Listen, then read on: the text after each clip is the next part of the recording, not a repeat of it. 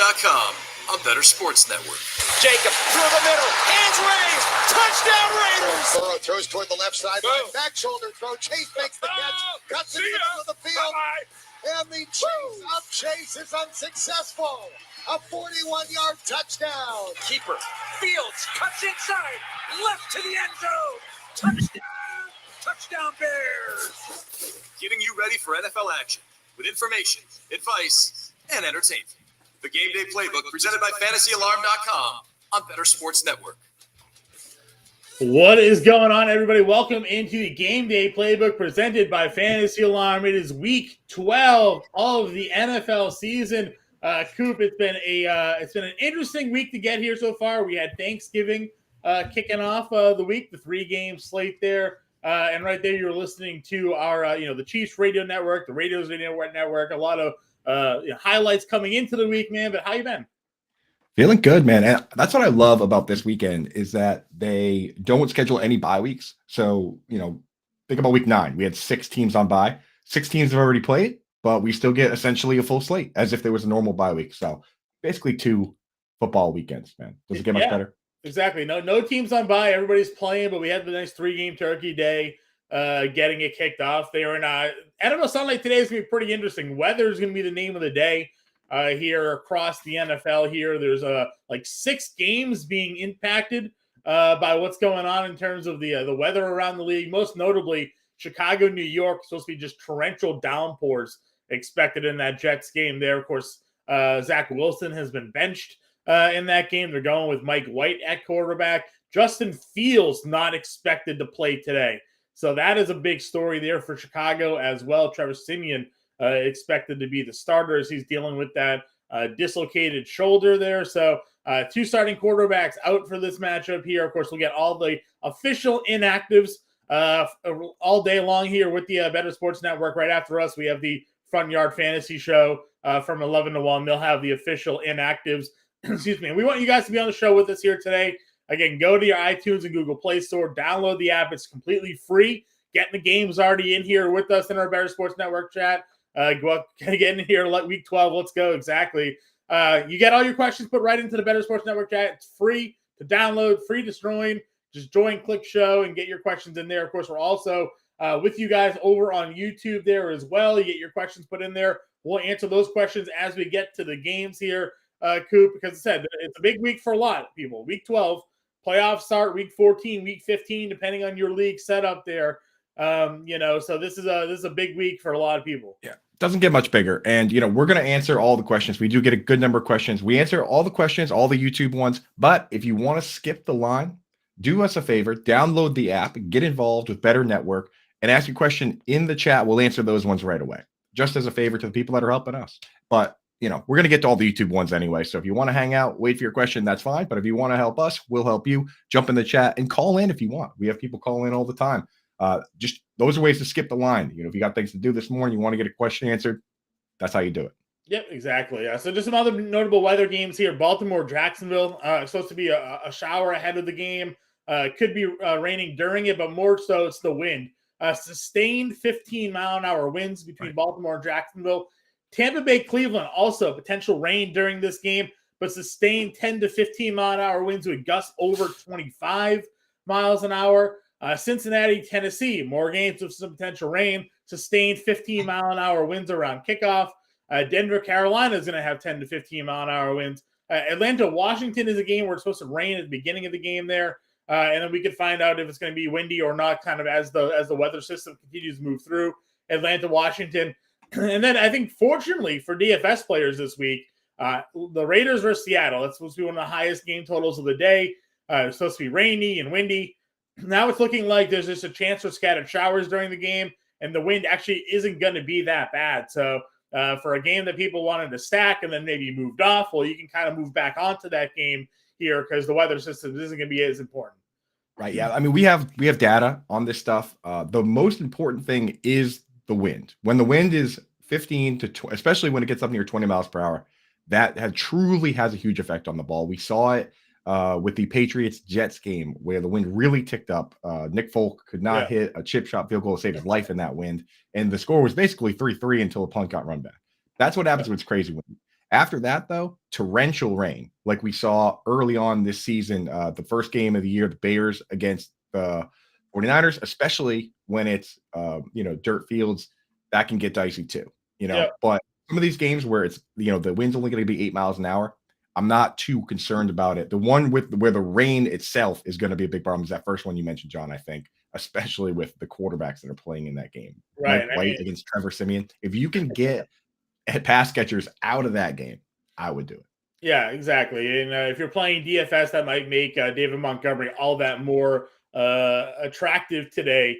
Knowing that Fields isn't going to be there, they'll have the traditional quarterback, and if the winds and rain's going to be as bad as it's going to be, they're not going to throw the ball at Trevor Siemian at all against the Jets. So you can probably expect a heavy dose of running there in that game. Some notable players expected already to be ruled out here. We know Matthew Stafford is ruled out. Joe Mixon already ruled out for Cincinnati. Leonard Fournette is considered doubtful, not officially out. Russell Gage, Mike Williams out.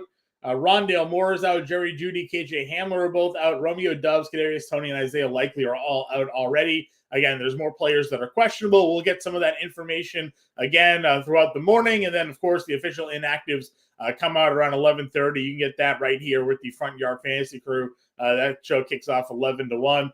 Some notable teams are returning to action this week. Kyler Murray missing the last 2 weeks.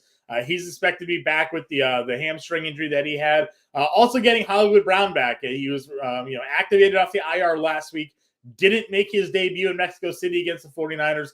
Is expected to play today, which is good because Greg Dortch is not expected to play for the Cardinals today. So Kyler's going to have Hollywood Brown. He's going to have DeAndre Hopkins there with him. James Conner obviously in a really great spot today because that's going to be another expected high stack game in DFS, the Chargers versus the Cardinals today. Yeah. Now the thing, my official stance on Marquise Brown is pretty clear here. It doesn't affect DeAndre Hopkins for me, and I'm not starting Marquise Brown myself in the spots where I have him unless I'm completely desperate because they did come out and tell us he's going to be on a snap count. Yeah. A lot of times with these serious foot injuries, what happens is you can't even get your cardio in. So even if he's fully healthy, 8 seconds to 10 seconds of full speed, gladiator battle over and over again is not easy. We saw it with David Njoku last week where he only played 19 snaps. So for me, Marquise Brown, probably not going to start him. That's our blanket policy. But if you have a question with Marquise Brown, I mean, John, like anybody, there is a line where we say, okay, you know what, go ahead and start Marquise Brown instead of, some guy that also isn't playing a full snap share. Like, there's a number of guys out there that just play limited snaps. So you go with the talent in that case. But for the blanket statement is try to avoid him if you can. Yeah, exactly. Like you said, and the other thing sometimes you have to waver is like what's the coach speak there as well. Going into last week, Keenan Allen made his return, and we were told that he could play like any wide range of snap share, and he ended up playing almost 70% of the offensive snaps, and that's not his usual snap share that we're familiar with when it comes to Keenan Allen. He plays 80-90%, but they said he was going to play like 25 snaps, and then he goes out and plays 70%. So. It all kind of depends on how they're feeling, and plus the fact that they won't have Greg Dortch. They obviously don't have Rondale Moore. They may have to lean on Brown if he's saying that foot feels good. So, but I agree with you. If you're looking there and you're looking at a wide receiver 3 or a flex spot, and you're dealing with maybe somebody in like a Darnell Mooney today, right? Would you play Darnell Mooney in a rainstorm with Trevor Siemian, or would you take your shot with the Hollywood Brown there? I think I would, just because in this particular case, we do have, and I know it's coach speak, but we do have Cliff Kingsbury, a clip of him saying if he plays, he'll probably be on some sort of snap count. If it was just, if we didn't have that information, it'd be a lot easier for me to stomach, especially with the situation Mooney's in. But I don't know. It's just hard for me to limit myself like that upside wise. Sure. But you're right, John. Again, coach speak doesn't always pan out. And when they miss guys, all it takes is one more guy to get hurt and then to say, okay, you're the healthiest guy we have now. Dortch out, Rondale Moore out. You see AJ Green go out. Now it's a question of, okay, we got nobody, man. So yeah, exactly. What's up, Brady? Ann into the chat here. Good morning to you. Look forward to seeing what we got. Help you out win your weeks today. And so let us know what kind of questions you got going on. Some other top news stories here. This morning we got the word that OBJ is cleared to play. He's going to start looking at some teams this week, and we could be seeing Odell Beckham Jr. on the field in the coming weeks here, Coop. Obviously we knew that he was going to meet with the Bills, the Cowboys apparently, and the Giants are in his his purview coming up this week for team meetings. The Giants obviously are hurting at wide receiver. The Cowboys are probably, Cowboys and Bills are the two teams best positioned, for a playoff run, in my opinion. No offense to the Giants fans there, but I don't know if they're really destined for a long run. For fantasy purposes, where would you like to see OBJ land, Dallas or Buffalo? I think, me personally, like for everybody, it would be kind of bad for him to go to Buffalo because now Gabriel Davis is completely vaporized, and maybe Stephon Diggs. It probably doesn't affect Diggs as much, but I don't have a lot of Gabe Davis, so that's where I want to see him go. For the Cowboys, he would just immediately vaporize Noah Brown, but no one's really starting Noah Brown. So it would basically be 3 wide receivers every snap: CeeDee Lamb, Michael Gallup, and Odell Beckham Jr. That's a pretty good setup for that Cowboys team. If you are any team in that division, you do not want to see that. Yeah, no, I agree with you 100%. And Michael Gallup finally looked good last week. It's maybe his first good week of the season there.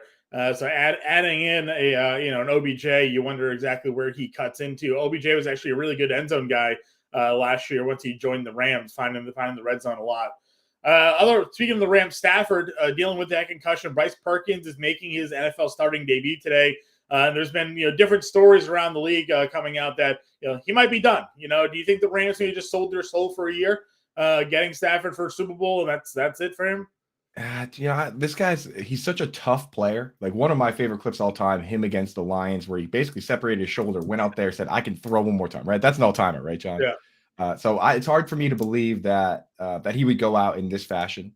I think that he's a guy that'll come back and play again, but he might be done for this season, just given where the record is now, the injuries that they've suffered. They cut ties with players, and then you look at this record. Then the schedule. They got a pretty rough schedule coming up. Yeah. There's maybe 1 or 2 games on there where I say, okay, the Rams will probably win this. There's a lot of them where I'm like, whoa. So kind of a tough spot for the Rams, but it's what it is. Yeah, no, I agree. I agree with you 100%. And I'm interested, to see how that offense, and we talk about, in DFS, in fantasy perspectives, you're running up against the Rams defense, and you're like, well, they got Darnold, they got Ramsey, but are they going to be checked out, right? Do they look at that? They look at their team right now and they say, all right, we're 3-7 or whatever they are, and they're like, are we really going to be giving our all defensively here, knowing where we're at? And does that make them just more appealing? Today, they're on the road against Kansas City. That feels like a route potentially in progress. Yeah, I mean, especially with Stafford out, I think the spread moved to double-digit line. It's over 2 touchdowns, right? So it's kind of hard to even bet the Chiefs when they have to win by multiple touchdowns. But yeah, we've seen it before where teams just when you're not competing, even your great players, it's hard for them to rise above. Look at Saquon Barkley this year versus last year; it's night and day. Right. The effort level and what's the production level. So yeah, you could see that. And I see Better Boss in the chat saying, I have to play Samaje Perine for Mixon. Hate the matchup. There is so much of that this week. It is crazy. It's all across the board. There's running backs where it's like Perine in a good spot versus a brutal matchup. There's Donta Foreman in a low scoring game, and then you have good players in brutal matchups, right? Like tight end, there's a ton of them. George Kittle against the number 1 defense for tight ends. You have David Njoku and Gerald Everett in great matchups, but we don't know how much they're going to play. So this could be a tough week for start sits, but we're here to navigate it. We've already done a lot of discussing on it. So get your questions in the chat. I see them trickling in now already. So let's get after it, John. Yeah. You talk about the running backs. I think that's a good spot to kick off just as an overarching view there. Obviously, again, Michael Carter, kind of find himself in a pretty interesting spot with Mike White at quarterback. We talked about last year. What was it? 30% of his targets went to running backs or something like that last year. Mm-hmm. Yeah, it's crazy. And last year, both Ty Johnson and Michael Carter were fantasy relevant because Mike White was only dumping off to them for that 4-game stretch there. With Leonard Fournette not going to play, Rashad White, after his big game in Germany, is now going to be set to start today. Like, that's a big spot for him there. Yeah, there's a couple guys that, at this point in the season, you have to kind of ignore some of those preconceived notions about, even guys like Najee Harris, who you drafted in the first round. Look at some of these guys. Rashad White, great spot, great matchup, slam dunk, and he's very affordable in DFS. Jeff Wilson is another Yeah. one, might be a top 5 start this week. He's going against the Texans. John, you pointed this out on the podcast. Hit him with that stat with the over-unders for the RB lines. It was everybody except it was everybody except David Montgomery as he's starting running back this season. And that trend ended last week because Brian Robinson sucks now. I assume we talked about this on the podcast. They combined for 130, right? Yeah, the team themselves. Yeah, the split backfield. Gibson hit his over, obviously. Robinson did not reach his over, but until last week, every starting running back, every RB1 for a team hit the over on their rushing prop against the Houston Texans. Before that, the only caveat to that was David Montgomery got hurt, and then Khalil Herbert came into that game and ran for 160 yards. So Montgomery would have been well on his way to going over his rushing total as well. So I do the DFS podcast with Howard Bender over at Fantasy Alarm, and we kind of went back and forth a little bit on, this matchup against Houston. You have Miami, you have Tua, Tyreek Hill, you have Jalen Waddle. Defensively, teams aren't really trying to throw the football against Houston because you can run on them so easily, But do you find that the passing offense for Houston is going to be valuable today, knowing that Jeff Wilson could get the ball 20 times? How are you approaching the Dolphins passing offense because they've been so elite this year? Yeah, I think honestly, I wasn't starting Mike Gesicki anyway, and my policy on Tyreek Hill and Jalen Waddle is just you start them. So I'm starting those guys, and then of course with the Texans, it would be a lot easier if Brandon Cooks had the right attitude and he was in the spot that he was last year and he was playing hard. But again, like you talked about, sometimes attitude can affect these guys. They even took the captaincy off of him. So It's hard to trust a guy like that in this situation where they're going to have to throw. But if the guy's mentally checked out, I don't know. Are you going there with Nico Collins or Brandon Cooks anywhere? What are your thoughts? No, I don't really have any interest in the anything really of Houston today. Again, this would be a spot where maybe Tua gets 2 early scores, right? He throws one, or a couple touchdowns early. They get out to a 14-point lead, and then from the second quarter or third quarter on, it's just a Jeff Wilson show. So. You mentioned Jeff Wilson's in a great spot. I think Pacheco's kind of sneaky today in DFS. He's only $5,500 on DraftKings.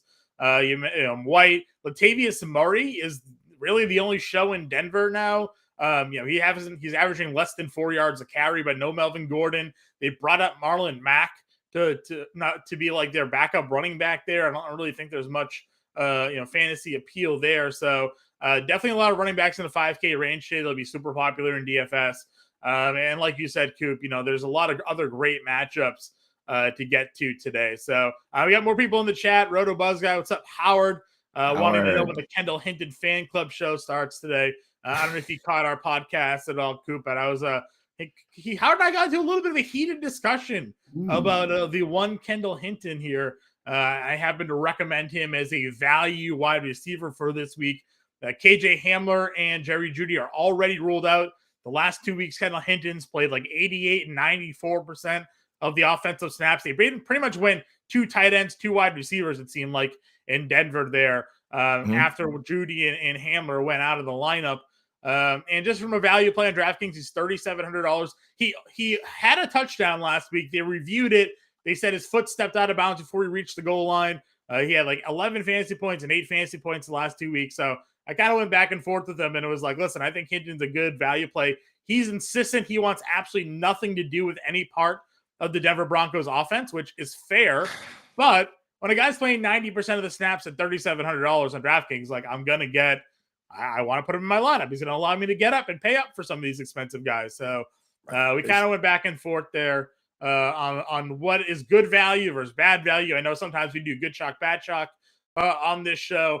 I don't think he's going to be chalky. In fact, I do the contrarian corner video. We only have him for 4% rostership in our draft percentage forecaster. But I'm looking for dart throws and GVPs. And if you can help me spend up for Kelsey and help me spend up for a top quarterback, then I'm going to get Kendall Hinton in my lineup. I'm going to see what happens.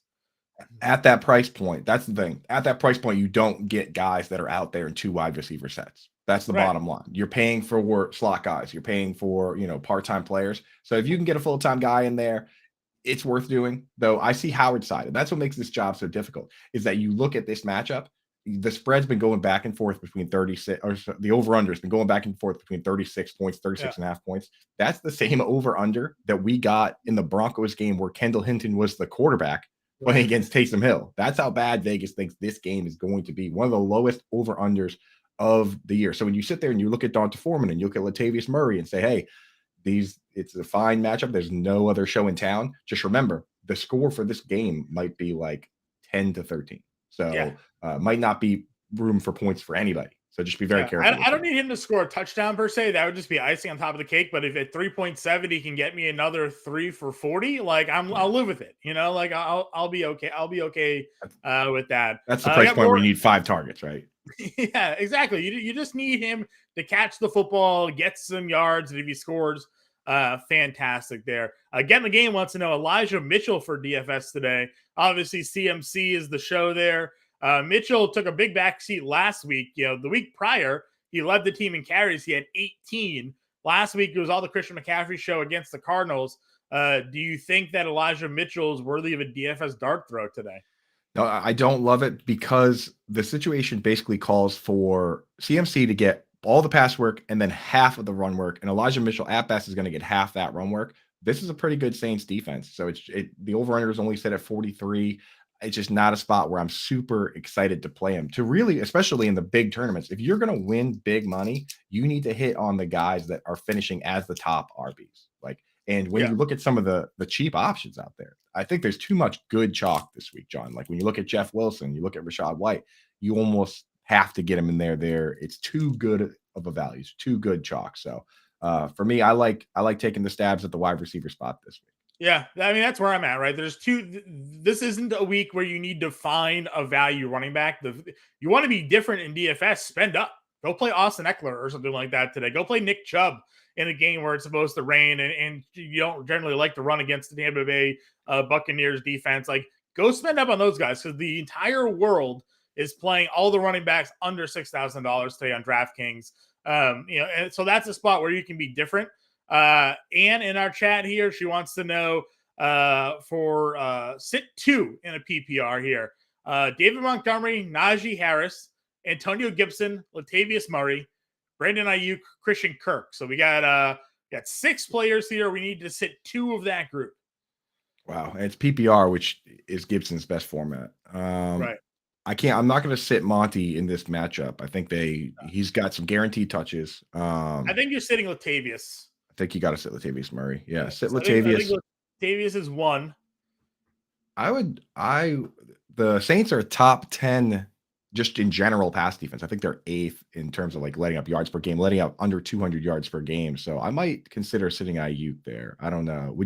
It's between Gibson and Ayuk for me, John. What do you think? Yeah, my issue is that Ayuk's been catching a lot of touchdowns. Well, that's true. And so Deebo Samuel is also a game time decision. He's expected to play today, but he's going to test out the hamstring through pregame workout.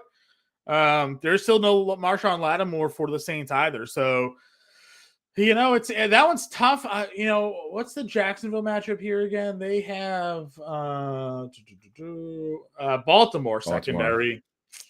I'm starting Kirk. And there's we talked about. The wind was an issue in Baltimore there. Sustained 15-mile-an-hour winds, potential for some rain during the game. Does that take away your? The last time Christian Kirk played in a game like that was the Eagles game right after the hurricane, and he saw 5 targets before catching a single one. He went over 5 on the first 5. So Trevor Lawrence is not a dude that does well in the winds. Maybe sit Kirk then. I might say Kirk and Latavius there, and I think that's the way I'm going to go with it. She also wants to know PPR: Latavius Murray, Samaje Perine, or Kenyon Drake.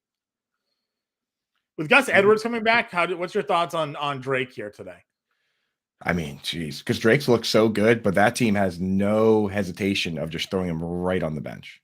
It is crazy there. So I think I would, even with the bad matchups, I trust Latavius Murray and Samaje Perine. They really don't have much else. Chris Evans is a fine, guy to sprinkle in on just pass downs, but I can't see a world where Chris Evans and they don't even really need to do that because they have Perine, who was their pass catching running back. So there's not really a need for Evans to sort of fill in there. And I think Evans returns their kicks too, doesn't he? So it almost takes away a little bit more of the role that he could have there. So over on YouTube, guys, we see you all. We welcome you guys in there. Mitch Fantasy, Adam Weber, Kevin Valentine, Titan CW, Adam Rose, and Ethan Betterman. We're going to get to your questions there, but if you want to skip the line, right? If you see us answering those questions from Ann, that's in our Bettor Sports Network chat. We answer those questions first. So download the free Bettor Sports Network app in your iTunes, Google Play Store. It's completely free to sign up, completely free to join. And we'll go ahead and get you guys involved into the show. You can call in and you can skip that line and not have to wait to get your questions answered. We're going to be going game by game, breaking down the matchups for today, giving you our takes there, and we'll get to your questions kind of as we go across them. But Coop, why don't we hit a couple of these now, and then we'll get into our game previews. How's that sound? Let's get in there. Yeah. So we're just now, those questions we just hit, those were all in the Bettor Sports app. Download that now. That's the way to cut the line. We're going to hit some YouTube ones right now. Then we'll jump into some game previews. Just, hang with us. If you're in the YouTube chat, we're going to get to all those questions, or jump into the app and get an answer right away. So John, let's hit some quick ones now from the YouTube. Yeah, let's go. Mitch Fantasy wants to know full PPR, pick 2. Alan Lazard, question there. Aaron Rodgers dealing with the broken thumb. We know obviously he's had a hand issue, officially comes out. I like that he's also just telling everybody what the problems are this year. He's got a broken thumb, not going to have surgery. He's got Lazard, Garrett Wilson in the rain game, George Pickens or Latavius Murray. He's got a pick 2. What are your thoughts there? Obviously, I don't think we're going to go Wilson with Mike White in the rain. No chance. So Lazard, Pickens, or Murray, pick 2. I think I'm still sticking with Lazard. If Rodgers is good enough to play, then I trust him there. And then I think I would go with George Pickens. He's looked pretty good. Latavius Murray, I just really do not like that matchup, John. What do you think? No, I don't either. The one thing with Latavius Murray would just be like volume. He's also scored touchdowns in 3 of the last 4 weeks. So it feels like when they do get in the red zone at this point, Hackett's just like, we're not going to mess this up. We're just going to run the football, and Murray will hopefully force his way into a touchdown there. But, Panthers defense isn't that bad. Panthers could be a very sneaky DFS play today at home against Denver, knowing they got nobody really on that roster outside of Cortland Sutton and, of course, all-star Kendall Hinton. So, we'll have to wait and see, again, 36 game total. Like, why wouldn't you want the defenses in that game there? So I like Pickens. I would agree with you there. And yeah, go Lazard. If Rodgers, like you said, is capable of still throwing and playing, he's been playing with the broken thumb for a few weeks now. So, I think that one is probably the safe way to go. Adam Weber wants to know, should I trade Kittle and Pittman for DK and Higbee? I would not. No, I would not trade Kittle and Pittman. Yeah. The upside on Higbee, even when Higbee's in good matchups and gets targets, this guy's average depth of target is legit 3 yards. He's not even in the top 90 tight ends, and only like 120 tight ends have had a single target all year. Like, this guy is running, and he's not fast either, so he doesn't give you yak. Even when he gets like 10 targets, he's getting like 40 yards. You just really can't trust that guy. And now the quarterback's got a concussion. Team is checked out. I'm not interested in Tyler Higbee at all. Stick with what you have. Yeah, you're right. And like, Kittle had big touchdowns. Two 30-plus yard touchdown catches last week. Kevin Valentine, is the Cleveland weather something to worry about? Brady and Rachaad White going against Godwin. Listen, the report there in Cleveland, we had scattered showers all morning. There are going to be some sustained winds, 10 to 15 mile an hour with gusts over 25. It feels like a running day. Brady may be one of the few that could still throw it through the wind. I don't know. Tom Brady, what can he do? Jacoby Brissett, though, can he throw it through the wind? I don't know. I don't know if he can do that. You should go and look at some of the quotes from Tom Brady talking about playing in the rain and playing in the cold. He says that he turns into a robot when it gets cold, when it gets rainy out. So I'm not super worried about Tom Brady. Plus, he played college in Michigan. He knows what, in New England for 20 years. He's ready to go.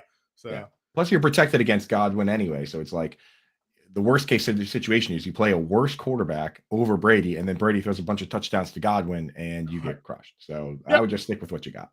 Yeah, I would as well. Titan CW, pick one for flex. Pickens, Burks, Devonta Smith, Christian Watson today. Oh, man. That's a tough one because Watson, this is the big test for Watson, right? You're going to get they're going up against a team that has 2 good corners. Yeah, there's no escaping. Yeah, there's no escaping Darius Slay and James Bradbury for Watson and Lazard. So we're going to find out if this guy has enough tricks in his bag to beat. He's certainly fast enough, but can Rodgers throw it to him, and can Watson catch it? Because that's been another issue for him. Treylon Burks the last 2 weeks, and then last week especially, big breakout for him. The Titans offense, I think that they're getting a little bit sneaky. Thoughts on the matchup against Cincinnati for him? That should be great. I mean, like, here's the real question for him. This is a huge week for him in fantasy because last week, essentially, it's been Robert Woods and Nick Westbrook-Akine playing all the snaps, and then he comes in for a partial snap share. He did last week too, but with his production, how can you not have that guy in the game as a full-time wide receiver and move a guy like Nick Westbrook-Akine to that part-time role? So if that happens this week, I don't care if he has 3 catches this week. The most important thing for me is that he plays all the snaps. If that happens this week, it is wheels up for Treylon Burks because he's got the skill, right? I think the Titans are starting to roll. I think that defense is starting to come together a little bit. And Vrabel, I think, knows, if they're going to make some noise here, they're going to get him ready. Better boss and Chad. Everybody's going to be on Burks today. Watch out for the Robert Woods spoil game. You know what? Howard Bender, when we were doing the DFS podcast, he brought up Robert Woods. He's more expensive than Treylon Burks on DraftKings. Everybody's going to be looking at Burks for the value. And if you want to pivot off Woods had an okay game last week. Certainly a little bit different there. He also says, which QB do you think scores more points today? Mike White, Trevor Siemian, Bryce Perkins, Kyle Allen, or Sam Darnold? The backup quarterbacks moving into the starting roles today there, Coop. I'm not starting Bryce and Perkins unless it's a Scott Fishbowl level league where I'm super desperate and it's 2 quarterbacks. Like I can't get that cute with my lineups. Of that crew, I kind of like Trevor Siemian as because it's a terrible. It's gonna rain, yeah. Rain, yeah. Who do you like, John? You're the quarterback whisperer. I don't know why I'm rambling on here. Let's see here. If I had to pick one, maybe Darnold. Maybe Sam Darnold. I mean, listen, Darnold had a good relationship with DJ Moore last year. I mean, he's home. He's played the most professional football out of those guys as of late, right? Yeah, I don't know. I don't want the Kyle Allen experience. I don't think so. Yeah. I mean, again, Houston against Miami's defense. No, it's probably Sam Darnold. It's not great though. There. Coop, what is great though, Fantasy Alarm's own Adam Ronis has a beat Adam Ronis contest over on Jock Market. Think you can beat our host over on Jock Market? Prove it. Join the free $20 NFL contest on 11/27. That's today, Coop, on the Jock Market app, and beat Adam Ronis to be eligible to win an autographed Chris Olave New Orleans Saints jersey. That's not bad. Sick, dude. He's a wide receiver one. He's a wide receiver one. Pretty legit jersey opportunity there. Click the link below the app here, Coop. So if you're on the app, the link's in the description here. You can go ahead and click the Jock Market link to get into the contest there today. It's also go to the Bettor Sports Network Twitter. It's the pinned tweet there. Beat Adam Ronis there, and you can click the pinned tweet on the Bettor Sports Network and go beat Adam Ronis today and win yourself a Chris Olave jersey. Even better than the jersey is just beating Adam Ronis because he's such a trash talker, right? He hates to lose. If anybody knows anything about, he is the most competitive person there is in life. No matter what it is, he wants to win. He has to win. He needs to win. So if you beat him, you have bragging rights. You beat him, call in to the Game Day show during the week with him and Fensty and just let him know. Let him know that you beat Adam Ronis. And he will not take too kindly to it. He'll throw some trash talk your way. Chris Olave giveaway jersey, man, that's something you frame. You put up on your wall there, and then when he makes the Hall of Fame, you throw it on eBay, and you go make some cash there. So, Coop, when you and I get back, we're going to start doing the game-by-game previews. We're also going to continue to answer your questions in the Bettor Sports Network chat and over on YouTube. Don't go away anywhere. Coop and I are going to be right back. This is the Game Day Playbook presented by Fantasy Alarm here on the Bettor Sports Network.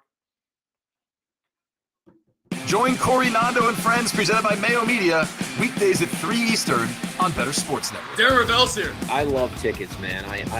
That is my bet. I have a very hard time selling many of them, even if I know I'm going to make a ton of money. I just love the idea of the stories that tickets tell. Darren, that's interesting because I got a ticket I was at Nats Park the night when Albert Pujols hit his 400th home run. And I remember saying to myself, I'm going to save the ticket.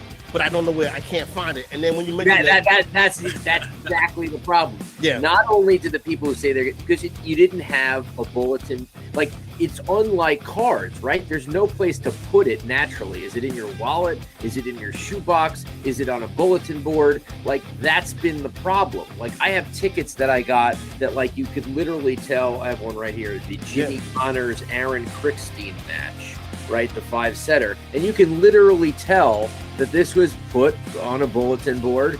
You know, that's how it was saved. There's dots in there. But even the kids outside the ballpark that had the great idea as entrepreneurs to say, I'm going to ask people for $5, will you sell me the ticket? Those guys couldn't even hold on long enough for this market to hit. Like, those guys had the foresight, and it still didn't work. So that's part of the complexity of tickets, which are so cool. Front Yard Fantasy, weekday mornings at 7 Eastern on Bettor Sports Network. We are joined by a very special guest now. We've got sports radio legend. We have Scott Farrell with us. You know, it's weird. I'm not a collector of, sports memorabilia. Yeah. The only things I've said on the air that I've ever kept in my life were, I have millions of jerseys and all that nonsense, but I have 50 years of Sports Illustrated magazines, and I had the Len Dawson autograph. I have Lemieux autograph pictures, because I'm good friends with Mario Lemieux. And I also have valuable pictures of Bill Mazeroski hitting the Game 7 1960 World Series 9th inning home run to beat the Yankees. So I'm a Pirate fan for life, but I love the Yankees too, because I've lived in New York for 25 years now. My favorite player my whole life, though, strangely enough, my entire life was George Brett of the Royals. I love George Brett from the day I saw him play. Back in the day when guys actually hit close to 400 every year, instead of these guys making 50 million hitting 210 with 5 home runs. All the wussies in Major League Baseball today, they're not like they used to play. Back in the day, guys like George Brett, Rod Carew, Pete Rose, those guys. I don't know how many 98 mile an hour sliders those boys were seeing back then. Well, listen, if you hit 300 every year of your career and you're in Cooperstown, I don't want to hear it. Bettor Sports Network is betting, fantasy, collectibles. It's sports talk done better. The Gameday Playbook, presented by FantasyAlarm.com. Welcome back, everybody, to the Gameday Playbook, presented by Fantasy Alarm here. Week 12 NFL action. Coop and I are breaking it all down for you. We're here to help you guys dominate your Week 12 action. Stick with the Bettor Sports Network all day long. Not only Coop and I up with you till 11, Front Yard Fantasy right after us from 11 to 1, and Bettor Zone throughout the day. They're 1 to 8. Watching games with you, enjoying everything, giving you all the updates, all the live betting you need to happen there, Coop. Also, we have the family chat, the family room channel now in our Discord. If you want to come watch the games with myself, Howard Bender, Dan Malin, Justin Vreeland, James Grande, maybe Coop will pop in there as well. We're just watching and reacting. So a good day to be part of both families there, both Bettor Sports and the Fantasy Alarm family, and just have some fun here in Week 12. That was a genius idea. Whose idea was that, man? Because John, I figured it was. Obviously. I figured it was. Yeah, obviously it was mine, Coop. Great idea. Because the other we have channels for everything on there, so you can get your start sits in. You can get your DFS questions. Obviously, we have different channels for basketball, baseball, NASCAR, you name it. We have the 3 out of the last 4 years, Matt Sells has won the NASCAR Writer of the Year. So obviously, we got to have a NASCAR channel. But it's nice that we have a chat that's away from all the start sits, away from all the should I start this kicker or this kicker at 4 o'clock.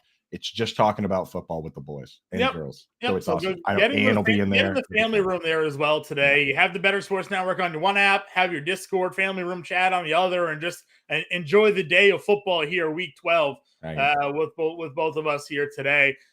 Coop, again, we got a lot of questions coming in. I see everybody here. We're going to get to them, I promise. Ravens, Jacksonville's getting 3.5, a 43.5 game total. Isaiah Likely's already out for Baltimore. Duvernay is questionable. Gus Edwards is questionable. DeMarcus Robinson are questionable, but all are expected to play. 43.5 game total here. What are your thoughts? Jacksonville's coming out of the bye. The Ravens, their offense really hasn't looked good. Lamar Jackson has not put up over 20 fantasy points. I think he's put up 20 fantasy points once since week 3. What are we expecting here out of this matchup? Well, I got to say something on the Ravens organization, which I think they do a great job. Historically, they do an amazing job collecting comp picks, doing all that. Sometimes, and they've done this with the comp pick formula before, they set themselves up too thin, right? You look at the teams that went to the Super Bowl last year, the Bengals at wide receiver, Jamar Chase, T. Higgins, Tyler Boyd, right? The Rams lost a wide receiver and traded for one midseason, Odell Beckham Jr., to keep things afloat. How do the Ravens then go out and trade away one of their only good wide receivers and leave themselves only with essentially Rashad Bateman, who then gets hurt? And then now Devin Duvernay, like, this is what happens. Right. If you're going to make a serious run, you need to be loading up on depth and weapons, not doing the opposite. And right now we see how that happens. And shame on them, because they watched the Steelers do it for like a decade with just Antonio Brown, Le'Veon Bell, and Ben Roethlisberger as weapons. And the moment one of those guys got hurt, the season was over. And I think the Ravens are now feeling that right now. I don't love any of the wide receivers. I wouldn't anyway if they were fully healthy, because it's Demarcus Robinson. If he can't be good with Patrick Mahomes for 4 years, I don't know why we're so excited about him now. A lot of people are trying to chase the 9 for 100 game last week. I think that's the problem, right? Right. Yeah. I mean, he was getting the snaps, but the thing is, he was getting the snaps before this. When you go back and look at the games where he got 80, 90% of the snaps, it kind of turns your stomach a little bit. It's not like he just all of a sudden started playing and then had the good game. He's been playing, and he just kind of had a good game one time. So be very careful with that. On the other side, I do, I know the win's not that great, but that one matchup we had earlier with all the different options, though there was a lot of options. I do still like Christian Kirk. I like Evan Engram. Are you going there with Zay Jones anywhere? Like, John, for instance, Zay Jones or Mac Hollins? Who would you start of those two guys? Mac Hollins, now that the weather's going to be better in Seattle today. Yeah, that's what I'm saying. So once you say you would start Mac Hollins over a guy, he's not going to be in a lot of lineups. Right. So I can't really go there with Zay Jones. I liked Zay Jones coming into the year too. It took him a lot of late best ball rounds, but again, it's circumstances, it's matchups. Again, dealing with a little bit of weather in Jacksonville today as well to watch out there for. Best ball is a fine place to keep Zay Jones, right? But I'm gonna leave him out of my DFS and my redraft lineup. Same with Marvin Jones. I agree. Another weather game today. We have Buccaneers versus Cleveland Browns. It's 3.5 point home underdogs for Cleveland. It's a 42.5 game total. Leonard Fournette's not going to play today, so Rachaad White shares, fire him up.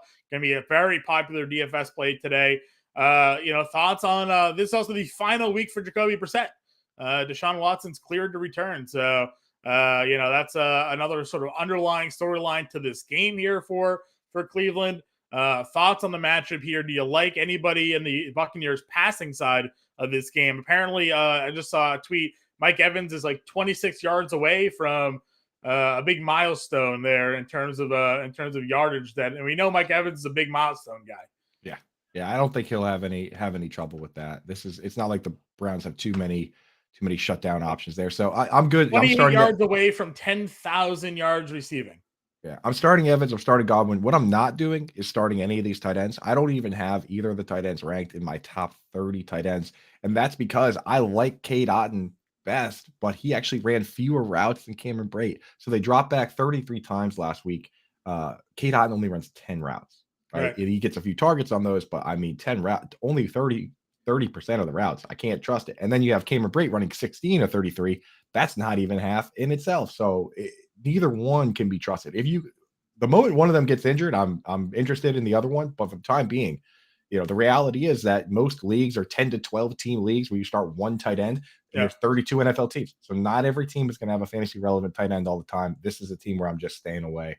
On the other side of the ball, John, how you feeling about, obviously Nick Chubb, you start him, but Kareem Hunt, man, not really getting the usage we're used to.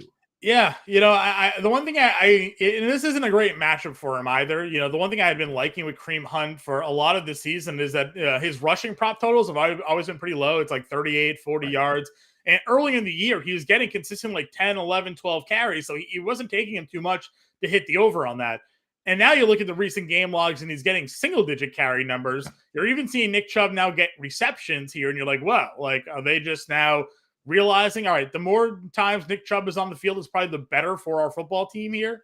Again, this isn't a great Howard Bender's been saying that for how long? Yeah, I know, right. League-winning running back, Nick Chubb, if he could just catch football. It's what Fantasy Twitter told me. Listen, if he could, but now you're trying to run against Tampa Bay. I don't know. The one thing I thought was interesting, this is the lowest passing prop for Jacoby Brissett all season long. The only week he's thrown less than 208.5 yards was week 1. So they're really tempting us today in the prop world there on the Jacoby Brissett passing yards. But as we said, sustained wins, Tampa Bay defense. There's a lot of reasons why He may go under today, right? Like I that's don't a know. big question. I say do it. I like it. And we talk about everything on here. We talk about redraft, dynasty, DFS, gambling. There's a lot of different ways to get exposure to these guys. And I think for Brissett, I don't want to use him in DFS. I don't want to use him in redraft. If you want to get exposure to that, I think betting the over under is a good way to do it. Yeah, for sure. It's just, again, I saw the number and I was like, man, that is low. And then I confirmed it was like the lowest passing total prop he's had all season long. So speaking of low passing totals and low over unders, Broncos at Panthers next game on the slate, John. How you feeling about 36 that and a one? half total, as we talked about. Judy out, Hamler out. I like Kendall Hinton in DFS at 3,700 over on DraftKings. Sam Darnold's a starting quarterback for Carolina today. Terrace Marshall is questionable for fantasy relevant plays. I think maybe Donta Foreman's the guy here today. You can actually kind of run on Denver. We've seen Josh Jacobs run all over them a few times already this season. Volume carries for Donta Foreman could be in play against the Broncos defense. On the flip side, it's Latavius Murray, Marlon Mack. I mean, Murray's going to get a lot of the work and some of the passing work there as well. So kind of gross game. I don't want to spend too much time on this one. Here's the thing, though. Like in the YouTube chat, and like we said, we're going to get to all the YouTube questions. A lot of times we'll get to them when we get to a relevant game and a relevant player. So I actually got a few from the YouTube chat. Ethan Betterman says half PPR, he's got Donta Foreman. Would you start Brian Robinson or Isaiah Pacheco over Foreman here, John? Yeah, Pacheco. Me too. Yeah, so Pacheco for sure, especially with CEH out. I like him a lot. If you're going to be going for guys that are primarily going to get their work done on the ground, go for the best matchup here, and that's clearly Pacheco. We got another one here in this game. Richie Lara asked, Latavius Murray is one of his options. He's got to start 3 guys. So he's got Latavius Murray in this game, Chris Olave, Chris Godwin, Brandon Ayuk, Josh Palmer. I mean, I'll start right away and say Chris Olave is a wide receiver 1 on the season. He's wide receiver 11. Yeah. You can't bench that guy, right? And I'm starting Godwin too. So it's kind of a start 1 out of Latavius, Ayuk, Palmer, John. Yeah, probably going to go Palmer, just a game spot. No Mike Williams. We could have a limited Everett. It's the highest game total on the board. So I'm going to go Palmer in that group there as well. So he's playing all the snaps. He's playing all the snaps, especially, if Mike Williams is playing, he goes back to being third fiddle, but Justin Herbert, a top 2 target on his team, especially with Gerald Everett coming off the groin injury. We don't know what he's going to look like. Yeah, Palmer's kind of locked in. Yeah, Ethan's got another one in this game. Sutton, Olave, or Juju in a half PPR. Olave, man. I'm not going to go away from him. Yep, that's fine. Some more questions in our Bettor Sports chat here. Ketonic wants to know, need a flex, Jacobs or Pittman today? I'm going to go Jacobs if he's active. I mean, yeah. Got to go Jacobs if he's active, but that's the big question. And Colts, when the Colts play today? That's a Monday night game, right? Monday, yeah. Yeah, so you'll find out. Listen, if Josh Jacobs is inactive because of the calf injury I think he has, then go Pittman. But Jacobs is the way I would run that one. Yeah, you got lucky with who you have available because Jacobs plays at 4:05. It can get dicey if you're deciding between a 1 o'clock or a 4 o'clock guy, but you have the luxury of waiting and switch you to Pittman. Ann wants to know Dulcich, Juwan Johnson, or Mac Hollins in a premium tight end PPR league. Ooh, tight end premium. Otherwise, I would say honestly, Mac Hollins. Juwan Johnson has one of the. I know we hate the over under in the Denver game. The last time there's an over under this low in the NFL this season, it was the Jets Patriots game, and there were 13 total points scored. That can happen. That's within the range of outcomes here. But Juwan Johnson has one of the most difficult matchups for a tight end. In fact, the Saints and 49ers are 2 of the worst tight end matchups. So both Kittle and Juwan Johnson facing each other, teams that know how to handle the tight end. I think I got to go Greg Dulcich, especially with Judy out. Even with the backup quarterback, I'd rather go with Dulcich. Juwan, as much as I love him, and as much as I was the guy that was like hitting Yahoo up the year before last to get him changed to a tight end, right? So I've been on this train for a long time, but I like the upside better for Dulcich this week at least. Sure. So is it just because it's the tight end premium you play him over Hollins? Hollins has a better matchup. So if it wasn't tight end premium, if it wasn't tight end premium, then I would start Hollins. But you got to remember that it's close enough that I'll go with the guys that the receptions are worth 1.5. They're if all these guys have the same game, then Hollins has the worst. Sure. Herbert or Tua today? That's you, John. That's your. I'm gonna go Herbert. I'm gonna go Herbert against Cardinals. That's where I'm gonna go. Love Good Tua. job.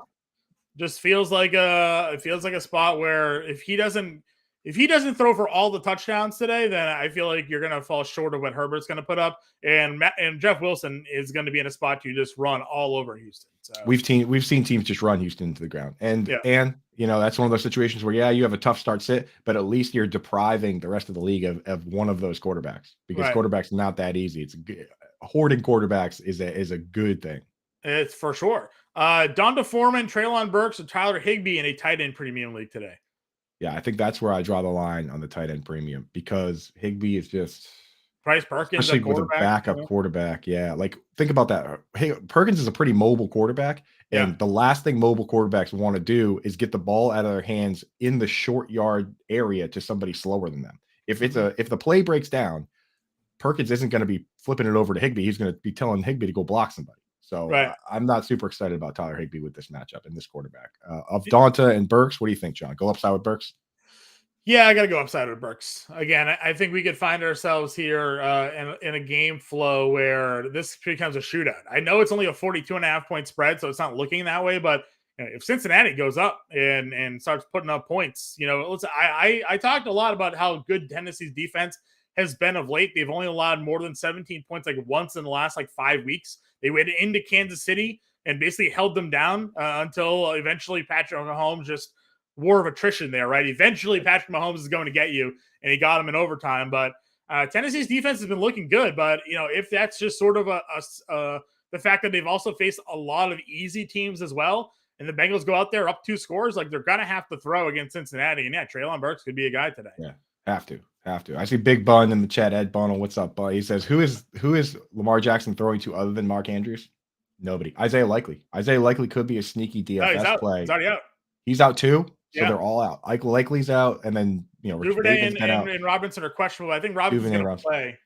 Yeah, man, I don't know, dude. It's not like you're going to start James Proche or anybody like that. No. So it's just you should lean into Andrews and try to avoid the rest of those guys. It's going to be windy too. It's going to be real windy. Yeah, it's not a good game. Go with the round game or avoid it altogether. Maybe it's a 100-yard rushing game for Jackson today. Who knows? Could be. And then Ann wants to know, final question for her so far. Need one wide receiver and a flex. Jeff Wilson, Rachaad White, Pittman, and Sutton. You need to pick one of those running backs. Jeff Wilson might be a top 3 running back play today. It's 100% Jeff Wilson today. And then I'm going to go Pittman over Sutton. So, Matt Ryan's back. So, Matt Ryan's throwing to Pittman. I'm going to go Pittman over Sutton. With, backup quarterback situations. Yeah. I mean, that Sutton game is brutal. I'm staying out of that. I'll go with Pittman. Over back on YouTube here, we have pick 2 in PPR, James Conner, Keenan Allen, Christian Kirk. James Conner, Keenan Allen, Christian Kirk. That is pretty difficult. I'm going to start James Conner and Keenan Allen. Christian Kirk, we talked about it earlier. The last time it was windy at all for the Jaguars, Lawrence and Kirk could not connect. The first 5 targets to Christian Kirk went uncaught. He started the game 0 for 5. That is, you can't trust that. Nope. Shades wants to know Tua or Burrow today. Oh boy, John, what do you think? No, Jamar Chase is kind of upsetting. I thought we were going to get him back. I'm gonna go Tua still. I mean, Hale and Waddle are just game changers. So, and I don't think Tua is going to struggle at all against throwing against Houston. So, give me Tua there in that game here. Marco wants to know Russell Wilson, Trevor Lawrence, or Derek Carr. I'm gonna go Carr. Yes. The weather's supposed to be better in Seattle now. Give me Carr. Listen.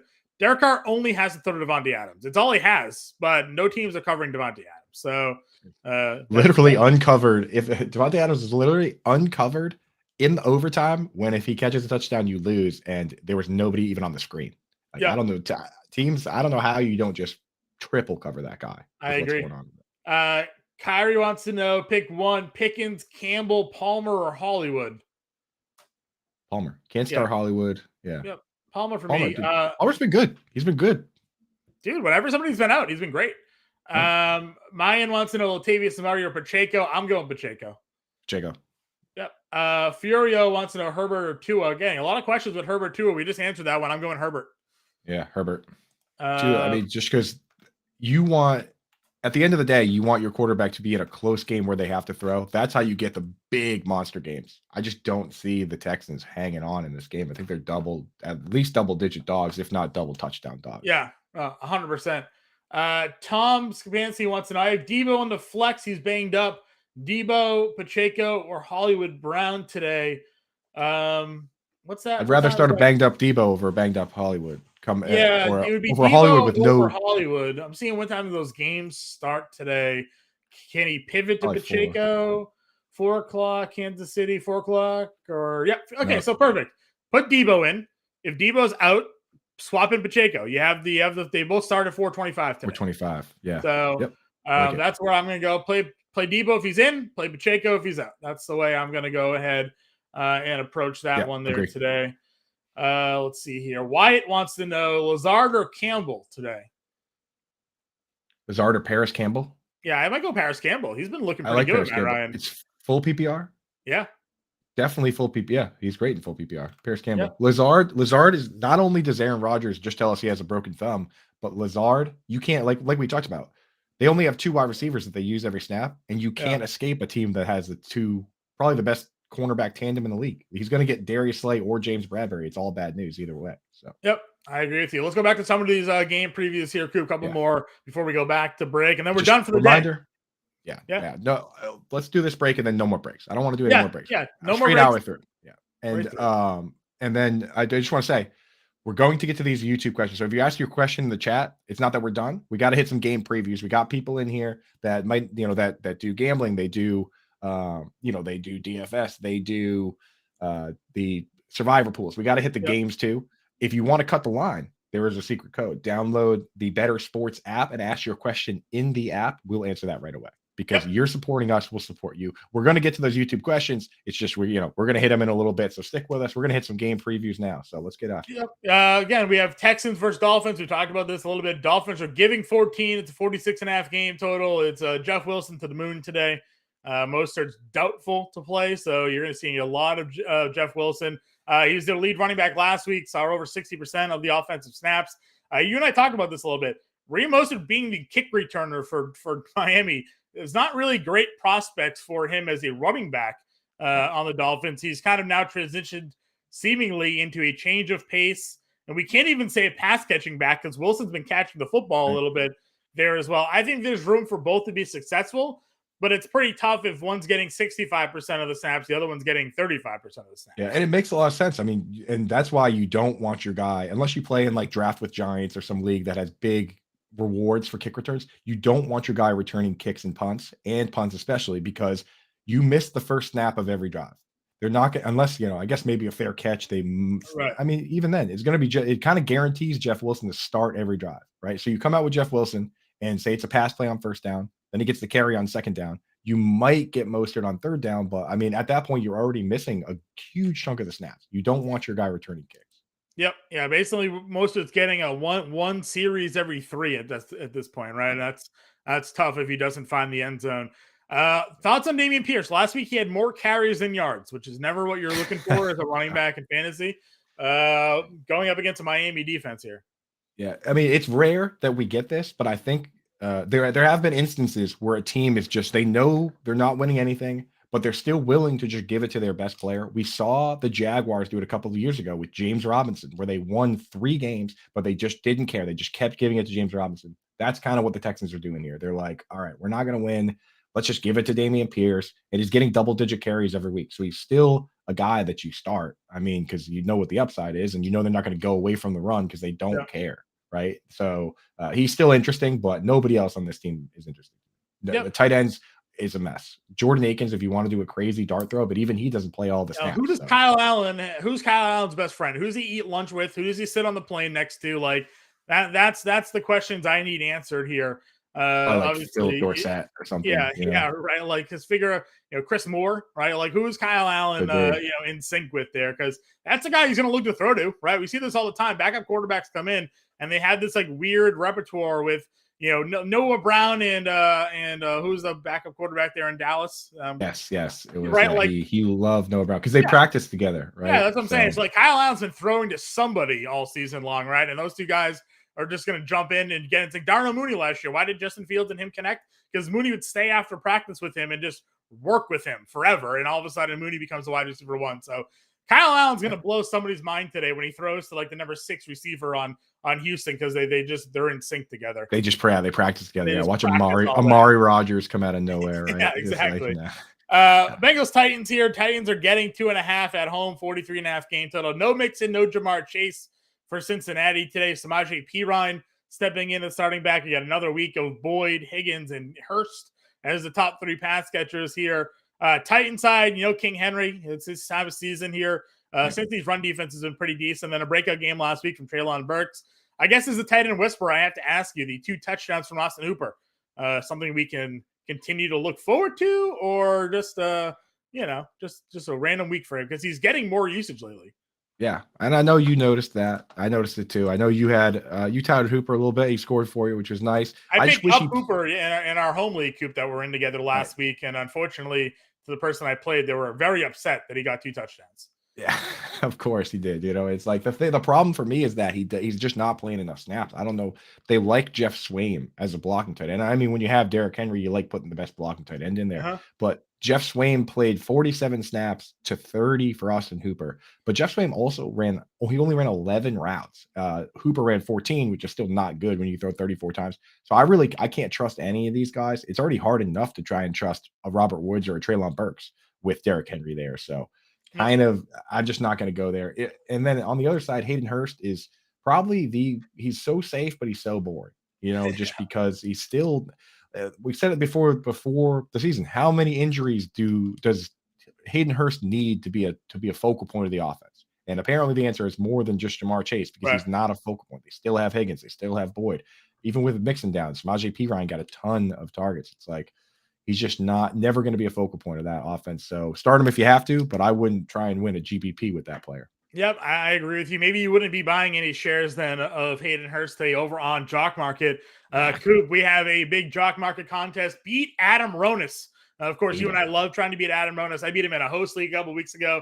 Gave him a lot of crap for it. He was not happy. But if you beat Adam Ronis today, Coop, you have an opportunity to win an autographed Chris Olave jersey. Go and click the link. Oh, it's a mini helmet. It's a mini helmet. Mini helmet then. I thought it was a jersey. Autographed. Mini helmet. Same thing, right? Close enough. Close enough. Mini helmet. The autograph is what's important. Autographed Chris Olave mini helmet. A lot easier to handle with a mini helmet than a jersey. Put it on the shelf. I said frame the jersey. Put it on the shelf. So autographed Chris Olave mini helmet there. Click the link in the app there. Below us, click the pinned tweet as well. All over on the Bettor Sports Twitter to get and join the contest coming today. You think you can beat our host at Jock Market? Prove it. It's just $20, right? Join the free $20 NFL contest. Is it free or is it $20? I guess that is that's the other question as well for the contest today on the Jock Market app. And beat Adam Ronis, be eligible in an autographed Chris Olave New Orleans Saints mini helmet. Just click on the link in the app. The NFL contest today. Click the link on our pinned tweet over at the Bettor Network Twitter. When Coop and I get back, no more breaks after this. Everybody, we're going to answer all your questions. We're going to finish the game previews here. 1 hour to go here with the Game Day Playbook presented by Fantasy Alarm on the Bettor Sports Network app. We will be right back. It's Moose and Keith with Mark Malusis and Keith Irizarry. Moose and Keith with you. Let's welcome aboard right now Iron Eagle. One of the great stories that I have from doing notes on a plane, and you always get people looking over. They see color-coded uniform numbers, names, height, weight, age, background, hometown. And I had a woman sitting next to me on a flight, and I'm doing my notes, and she's kind of giving the look, then looking, and I can tell she's looking. And then finally, she'll say, so what is it that you do? Well, what do you think I do? She said, are you a wedding planner? I said, yes. I said, I have to put Rob Gronkowski at Tom Brady's table. I said, you know what? You're not correct, but it's the best answer I've ever heard. That's great. Corey Nando and Friends, presented by Mayo Media. Fantasy Life Fantasy Executive. It's going to be a football life. The Fantasy Executive is probably going to be the best football life ever. And we'll be the guest, everyone who was on yesterday. Basically. Yeah, everybody that's on yesterday will be the guest. Scott Engel, you know what I'm saying? Adam Ronis. Yeah, everybody, those people. Because what Nando, obviously you'll be there. You know what I'm saying? We'll go to the GST and shoot some scenes. You know what I'm saying? That'd be nice. We'll shoot some scenes in Midtown Manhattan. Antonio Brown can be on My Football Life, That'd right? be nice. Because that's a big part of my come up as a fantasy analyst. Everybody, the Football Life, the fantasy executive is gonna be for the people. When they do the Football Life on the fantasy executive, I'm going to be hands on. Good. Yeah. You talking to you.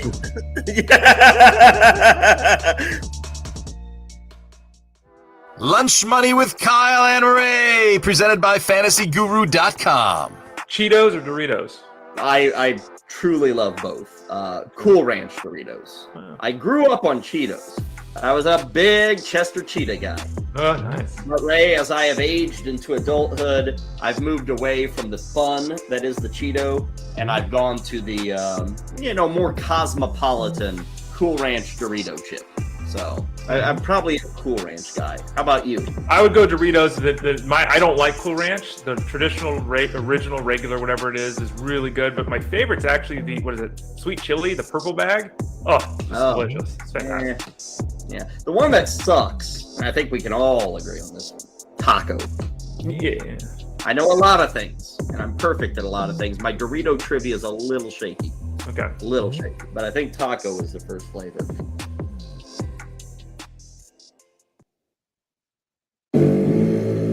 Derek stands up, puts his left hand on his hip, now back under center. Play action to Jacobs. He's got plenty of time. Eyes downfield, lost near corner for Devontae. Hands in the air, grabs it, touchdown Raiders. The Gameday Playbook, presented by FantasyAlarm.com. Welcome back, everybody. Game Day Playbook presented by Fantasy Alarm. That right there, the radio network. Coop, I don't know how you lose track of Devontae Adams, but teams continue to do it. This week here, matchup against Seattle and one of the higher game totals of the day. One of the top price wide receivers this today over on DraftKings. Is there any reason in your mind not to play Devontae Adams ever out? Every single time you lock him in, dude. I see Bettor Al in the chat. Get your getting the strong arm up, flexing on him. Bettor Al, what up, my dude? Condolences to your Rams, Al. I'm sorry. You sold your soul for the Super Bowl last year. You guys are back slumming it this year, but you know what? That's fine. I would say you have draft picks, but you don't have those either. So, you got your title though. Selling out to win is absolutely fine, dude. That's what it's all about. Have that parade. You know what I mean? Who cares, dude? Because there's some teams that have never won, right? And I gotta say, playing the highlight over the Sam Spence music, I got goosebumps, man. That gets me fired up, and I'm actually quietly real fired up for this game, John. I think this is the sneaky DFS stack play. Like people are gonna be thinking Chargers, Cardinals, those teams have more of it feels like more of a high scoring game. Yeah. This one quietly is probably going to be, right? And the targets are highly consolidated, so you know where to go. Yeah. The only question for me is which running back from this game would you prefer if Josh Jacobs is a go? If he's a go, I want Josh Jacobs, I think. Yeah, I mean, good matchup for him. If he's not a go, though, like who do you see being the running back? Is it Brandon Bolden? Is it Zamir White? Like, are you trusting any of those two running backs for the Raiders here? The classic case of in fantasy football wishing, right? Right? We know who we want. We want just the rookie, right? We want the shiny rookie, Zamir White. Let's see what he's got. What it's probably going to be, though, is a mix of Abdullah and Brandon Bolden. Brandon Bolden is the exact kind of guy that you bring him in for this situation. Yeah. He knows all the tricks. He's been with Josh McDaniels for years and years. He knows all the tricks. He knows all the plays. He knows all the blocking schemes. So there's no question he will play some. It's just a matter of, do they decide to go and give Zamir White the full starting, like running down workload? Right. Brandon Bolden's not going to get that. So. No, he could. Never know with Josh McDaniels. No, you really don't. You really don't know. For better or worse, you never know. But I really like this from the Seattle side now that the weather is, again, the most latest reports is that the scattered showers, the wind isn't going to be that bad. Earlier in the week, it was looking like it could be some rain and wind here. So if the weather is just going to be your typical Seattle fall day where it's not great, it's probably a little uncomfortable, but you can play some football in it. You're going to like Lockett. You're going to like Metcalf here. You're going to like, obviously, Kenneth Walker. You and I talked on the fantasy podcast this week, though. Tight ends, Noah Fant is the tight end that's running more routes, and the Raiders are one of the worst teams defending tight ends this year.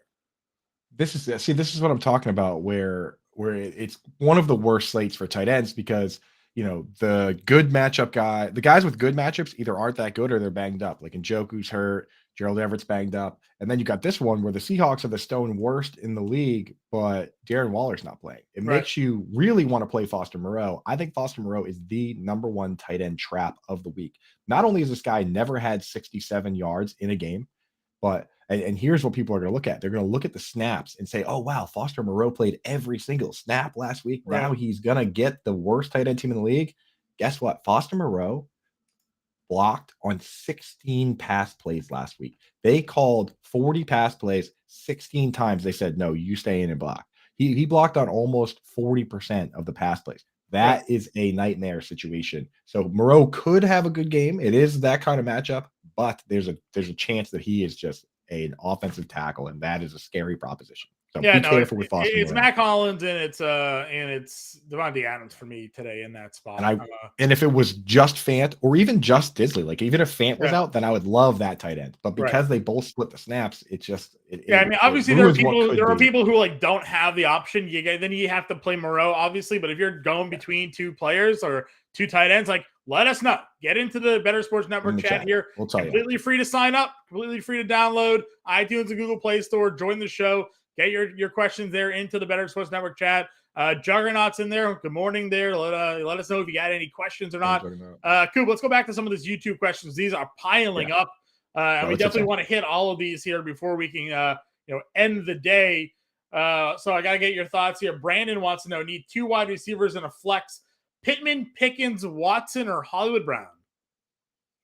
Can't start Hollywood. I'm just when you have options like that, you can't go Hollywood because the words out of Cliff Kingsbury's mouth were limited snaps. Right? Like snap count. I hate that. So I'm starting. They're all wide receivers. So who else do they play though? I guess right. Like I mean, but they said there's no Greg Dortch. Like, are they? Is it AJ Green playing 85% of the snaps today? Like, they have to field a roster. So, like, how limited can Hollywood be if they don't have more? They don't have Ertz.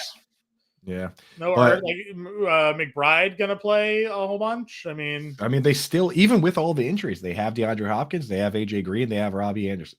So maybe Robbie Anderson gets more of a workload today. It could be something. I mean, they've been playing Hopkins out of the slot, so they don't really need. They can throw Robbie on the outside and Hollywood on the other side, I guess. So because it's a lot of snap share, right? Rondale Moore and Greg Dortch are gone, so that snap share has to be made up. Maybe it's a Robbie Anderson day.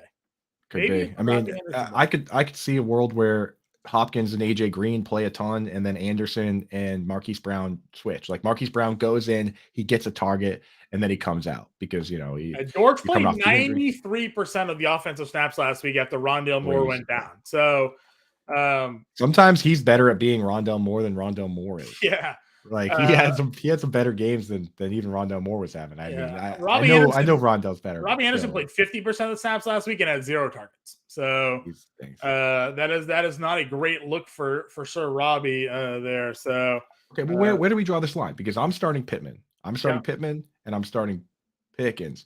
Is the matchup for Christian Watson against the Eagles bad enough that you say that you say even 50% of the snap Hollywood Brown is better than Christian Watson going against Darius Slay and then the next snap? If you tell me Hollywood Brown's playing 50% of snaps, I'm playing him. Yeah. I mean, I would play him. I would play him at 50% of the snaps. 50% of the snaps could be 6 targets still. And well, I think I can't tell you. I can't tell you that. David Njoku last week played 19 snaps. So it's, I'm starting Pittman. I'm starting Pickens. I'm starting AJ Green, by the way, last week, 77% of the offensive snaps. He had 9 targets in that game. Yeah, that's a DFS play there. Howard Bender's going to hate when I message him after the show and be like, you should give a look at AJ Green because that's one of like his least favorite players of all time in DFS, and he hates whenever I recommend AJ Green to him. So you can tell him Coop. You can tell him Coop said it. Say Coop said AJ Green. What do you think? And then he can call me stupid instead of you. How's that sound? He'll never call you stupid. AJ Green over on DraftKings today, $3,400, ladies and gentlemen. So if you're really looking to get dirty, get a little different there in your lineups. There, the last 2 weeks, he scored a touchdown in week 10. 9 and 10 fantasy points for AJ Green. So. $3.99. Free. So, If you don't you like can also anything leave else the game this after free today, snap. maybe you go play some AJ Green. Loaf in the chat. Good morning, sir. He's got Deontay Johnson or Donovan Peoples-Jones. I've been a big DPJ guy. Maybe wind and matchup take you off him this week, or are you going with the ugly looking Deontay Johnson? No, I like the Donovan Peoples-Jones. I mean, Deontay Johnson's been bad, and now he's got to face Stephon Gilmore. I don't know about all that for me. DPJ has been so solid. If the rest of your lineup is really good, just start Donovan Peoples-Jones because he's rock solid. Yeah. Right. So I like it. And Loaf 74 gets to come right in, say morning, gents, ask his question, skip the entire chat, skip the entire line because he downloaded the app, the Bettor Sports app, Bettor, came in, said what up, joined the show, which, YouTube, of course, you're part of the show. We're going to answer your questions, but Bettor Sports, we're trying to build something here. First year of the network, the inaugural year. You can be part of something at the ground level, just getting started. It's exciting stuff. Download the app, get involved with us. It's free, right? So you get to skip the line for free. I'm not sure, it's like going to the amusement park and getting a fast pass and skip the line, except it's free. So, I mean, it doesn't make a lot of sense to not to. So get in here, hang out with us, smash that fun button. We're having a good time. Yep, for sure. Back over to the YouTube chat here. Lost my spot. We got a lot of questions, so we just kind of. I got it. It's Jacob, next right? one's Boyd. Yeah, Jacob Ander. Yeah, Jacob Ander, Boyd or Watson today in a PPR. I like Boyd with Jamar Chase out. I see Boyd's playing every single snap. The reason we didn't like Boyd is that when they would get down near the goal line and they wanted to use a Drew Sample or after he got hurt, a Mitchell Wilcox type blocking tight end and go 2 wide receivers, it would be Higgins and Jamar Chase, as you would expect. But with Chase out, Tyler Boyd plays every snap. And with Christian Watson facing the tandem of Slay and Bradbury, give me Boyd. Yep, I'll go the Boyd side of that one there as well. Look, he's always good for a big game every now and then. Yeah, PPR too. Yep. Rudin wants to know Cordarrelle Patterson, Brian Robinson, Garrett Wilson, Paris Campbell in a flex play. No Garrett Wilson. I'm not going to do it. No Robinson, no Wilson. Patterson or Campbell for you? Is it full PPR? Doesn't say. I would start Paris Campbell if it's full PPR. Otherwise, I'll probably start Cordarrelle Patterson. Yeah. Even though Garrett Wilson plays every snap, you're getting a backup quarterback that likes to dump it down, and it's supposed to be windy and rainy, and no one's going to blame him for dumping it down. So he can kind of get away with throwing to the low-hanging fruit all day if he wants. Yep, I agree with you. Lucas wants to know Higgins, Kirk, or Cooper. Pick 2. Amari Cooper, T. Higgins, or Christian Kirk. Well, I don't see why we wouldn't. Is there a reason for us not to like Amari Cooper today? I feel like he's. Well, I mean, the Tampa Bay matchup, they have a good. Yeah, and that's true. Again, the wins. So, Kirk and Higgins, but again, not perfect for Kirk this week either because it's going to be raining. So, I don't love it for Kirk. Yeah, I would go Lawrence probably because as my quarterback over Brissett if I had to pick talent. So Kirk and Higgins, I think, are where I'm going this week. Kirk and Higgins, okay, I like it. I mean, just know that if keep an eye on the wind. That's what I'd say, Lucas. Keep an eye on the wind in that game. If they start reporting the Baltimore Jags game, 15 plus miles an hour, I think that's enough for me to pivot to Cooper. But if it stays 10, 15, then start Kirk. It's just we've seen Lawrence struggle in the wind already once this year. But yeah, I think in a vacuum, all things considered, Kirk over Mark. Yep. Trevor Hill wants to know Christian Kirk, David Montgomery, James Conner, Juju Smith-Schuster, Rashad White. A lot of good players there. He needs 2 for a full PPR. I don't think we're going to do Kirk. Can probably cut off Monty there. So Connor, Juju, or White needs 2. I mean, Rashad White is borderline RB1 this week. Yeah. Right? And Connor's got one of the best matchups as well. The Chargers are 30th against running backs this year. Yeah. You're out on Monty? It's not a good matchup. The Jets actually have a good defense. So knowing that they're not going to throw because it's going to be a sloppy game, I just don't think Monty's going to give you enough there to be productive. As a Patriots fan, I will say, kind of scary how quickly Robert Saleh converted a 3-4 to a 4-3, and it's actually looking pretty good. Yeah, defense is good. Their problems are again on offense because they still can't find the quarterback. Right. They even have the offensive talent around it. They just don't have the quarterback. That team figures that out, and then next year they get Mekhi Becton back, they get Elijah Vera Tucker back, and they get Breece Hall back. That team could make a little noise. This year they're a little they're a little disconjointed. So yeah, I think James Conner, Rashad White, John, you on board? Yeah, that's where I'm going. Juju's been kind of banged up. Is Juju playing? Yeah, he's playing. Yeah. Yes, He okay. returned to practice this week. He did, People okay. are worried about the matchup against Jalen Ramsey today, but again, like the Rams are kind of checked out. I think their defense isn't that great. They're giving up like the fifth most fantasy points to wide receivers. So, the Rams defense isn't really what it's. Jalen Ramsey is the exact kind of person I would expect to. To mail him in, right? When things are going good, he's the best player in the world. When things are going bad, actually, he sucked most of this year. So, Nick Watts, Damian Pierce, or Keenan Allen today. I'm going to go to Keenan Allen. I'm going to assume it's Keenan Allen. Yeah. I think I go Keenan, yeah. Yep. He played the snaps. Yep. He played the snaps, and Damian Pierce is on a team that's a 2-touchdown underdog. I mean, as much as you want to run it, at a certain point, the fans will start throwing stuff on the field if you're losing by 2 touchdowns, handing the ball up the middle to Damian Pierce. Yeah, no, we're going. Keenan Allen's really a no-brainer for me there. TSB World, flex 1 in a PPR, Cordell Patterson, or Rashad White. I think we got to go White there today. White, yeah. We like with no – the only question was Leonard Fournette, and that question's been answered. He's out. Rashad White, guys like Rashad White, Jeff Wilson, wheels out. Yep, 100%. Jake Gus wants to know Rashad White or Chris Godwin today. I think I'm going to go White in that scenario as well. Yeah, as well. He's locked in. Running back. Starting running back, RB1. Demetrius wants to know best lottery ticket for a running back in an empty slot. Jackson, Mack, Hill, or Gainwell. Kenneth Gainwell, Justice Hill, Marlon Mack. What Jackson do you think we're talking about here? Deion Jackson. He got picked up. Justin Jackson probably. No, Justin Jackson played on Thursday. Oh yeah, he did. Could be Deion. It could be Deion. Yeah, it could be Deion Jackson. No, I would start, dude. You know who's a sneaky start is, dude. They have no one on that Broncos depth chart. Yeah, like it's Marlon Mack is the only other running back on the depth chart besides Latavius Murray. So yeah, maybe I'm not going to start Justice Hill, dude. No, I'm not going to start Justice Hill with Gus Edwards back. You're not going to play Gainwell. I guess it's Marlon Mack. Good luck today, there, Demetrius. Yeah, that's a deep. Hope it works out for slot. you. Anthony DeSantis, Kendall Hinton, Drake London, or Chase Claypool need one. Can't go Claypool today.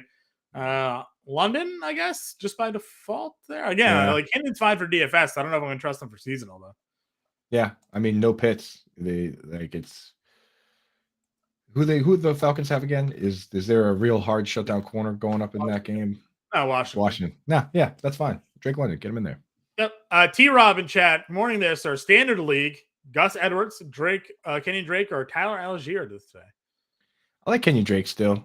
Gus Edwards, I just can't see a world where he comes from being on the IR and not playing at all to getting all the carries. But I mean, I guess the Ravens might be the one team that'll do that. But how can you have the stamina to go from not playing to playing the whole game? So I like Kenyon Drake to get more than half the touches.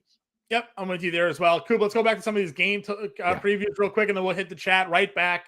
Let's see. We talked. Bears Jets. We don't want to talk about this game really if we don't have to.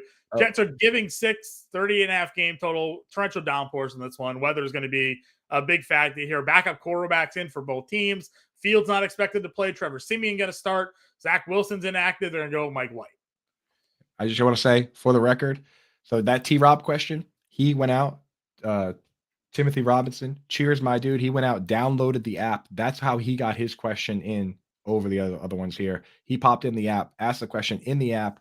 We're going to get to the ones on YouTube, but if you want to skip the line, say you got to go, take the trash out or do something, do the dishes before the game. You got to get your question in quick. Download the app, join us in the app, support us, and we'll answer your question right away. Love it. So, T-Rob, welcome to the Bettor Sports Network. Yeah, welcome to the squad, man. Now you're in. That's basically the luxury box. He came into the suite, the VIP section. Now he's in there with Juggernaut, with Loaf, with Rowdy, and that's how easy it is. Literally free to download, free to sign up, free to join the show. Question in the chat, we answered it right away. So like Bettor said, VIP, get those flexes up, get those strong arms up. VIP section, baby. Let's go. Yep, 100%. So like I mentioned though, Jets Bears. I don't know. I play the defenses in DFS. I guess the Jets defense in DFS. And I guess I still might think Michael Carter's probably fine. If they're going to throw the ball at all, it's going to be dump offs, and he'll catch those. So now this is what's crazy, really, about a game we talked about earlier. That this Bears game, featuring 2 backup quarterbacks in the rain, in the wind, has a higher over under than that Broncos Panthers game. Yeah, still at So 38.5. Has not that's moved. what scares me about that Broncos-Panthers game. That game is going to Vegas is very good at what they do. It's highly likely that game is going to suck. So if you can get guys out of this game, the Bears and Jets one, I kind of like betting the under on this one at 30.5, John. I mean, Yeah, I don't know. yeah. I think unders are good probably for that game because again, just the weather and the backup quarterbacks, it doesn't seem conducive. Again, I still think you can play David Montgomery. I just think he's going to have to just be an absolute volume monster and pray that he scores. Right. So I think You're taking your chances. You're taking your chances. Big time Same chances. with a guy like Cole Kmet. It's like, you know what? It could be the right situation for him, but we haven't seen this quarterback play with this player, right? Andy Dalton Cole Kmet was pretty good with Andy Dalton. You know, he started being good with Justin Fields, but we just don't know, you know, so it makes it tough. Yep. Fly, Philly, fly. Since Jerry Jeudy is out, I have Zay Jones or Deontay Johnson to sub in. Does he play Zay Jones because he has a good deep matchup against the Ravens defense today? The problem is the weather again in that matchup there. Baltimore, Jacksonville is supposed to be some shower rain in the area during that game. And they're going to have sustained winds around 15 miles an hour that could be higher around kickoff. So, right, you know, they may not throw the ball a ton or throw the ball successfully a lot if it's going to be rainy and windy in Jacksonville today. So you may just have to go Deontay. Yeah, you may have to go Deontay Johnson today.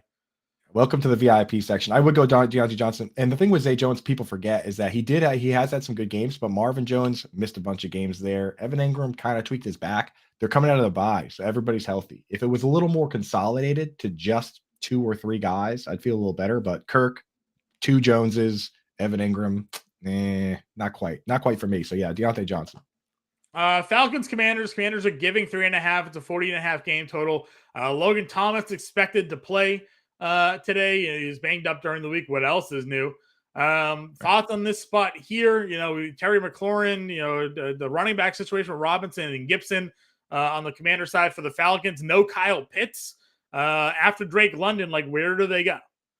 Ew, dude. I know all Mide Zacchaeus is playing. He's been playing a ton of snaps, and I just don't think he hasn't really earned the trust of Mariota to the point where like he's going to get peppered. So he's kind of a all exercise team type player. I really don't like anybody outside of London in that pass game. It's not like you're going to start Anthony Ferkser or somebody. Parker Hesse doesn't run enough routes. There's no tight end there that I like.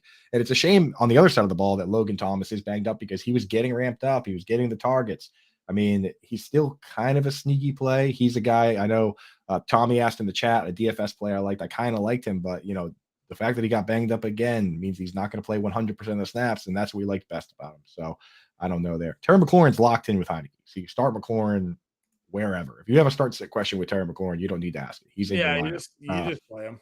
Anyone else you like? Curtis Samuel, Dejon Dotson? You gonna DFS or anything? No, not really, because we haven't. Again, Carson Wentz was the one that was throwing to those guys, right? We haven't seen Heineke really target that yet. So, you know, that's where I'm going to go probably. Kevin Holly wants to know Pittsburgh D or Philly D.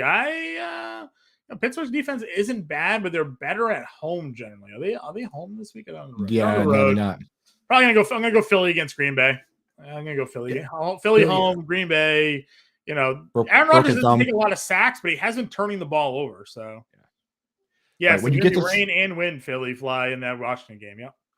Yeah. Plus, Philly is, you know, they're pretty big favorites in this one, 6-point favorites. So, you know, the Steelers, that one's kind of a pick them to a certain degree because it's 2.5, but you get 3 points for being home. But like at least with the Eagles, you're pretty confident they're not going to get smoked. And, you know, like John said, sacks and interceptions are the currency of DST, and the Eagles have that kind of secondary. Yep. Michael Delaney over in YouTube chat wants to know Lazard, Sutton, or Pierce today.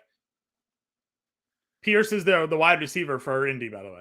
Oh no, the problem with Pierce is he's that third man, right? It's like Pittman and Paris Campbell play the full snaps, and he plays like somewhere between 60 and 70%. Yeah. I like Sutton. I think you got, even with the bat, you got to go Sutton just because the target share will still be there for him. I hate the matchup for Watson. If Christian Watson has a good game this week against this secondary, could be league winner territory, Christian Watson, because he's got Lazard, so he doesn't have Watson. Oh, it's Lazard? Oh, yeah. Not as exciting. But still, keep an eye on both those guys. I mean, big test for Watson. There's a few guys this week where it's big week for them. I want to see what happens with Christian Watson. I want to see what happens with Treylon Burks.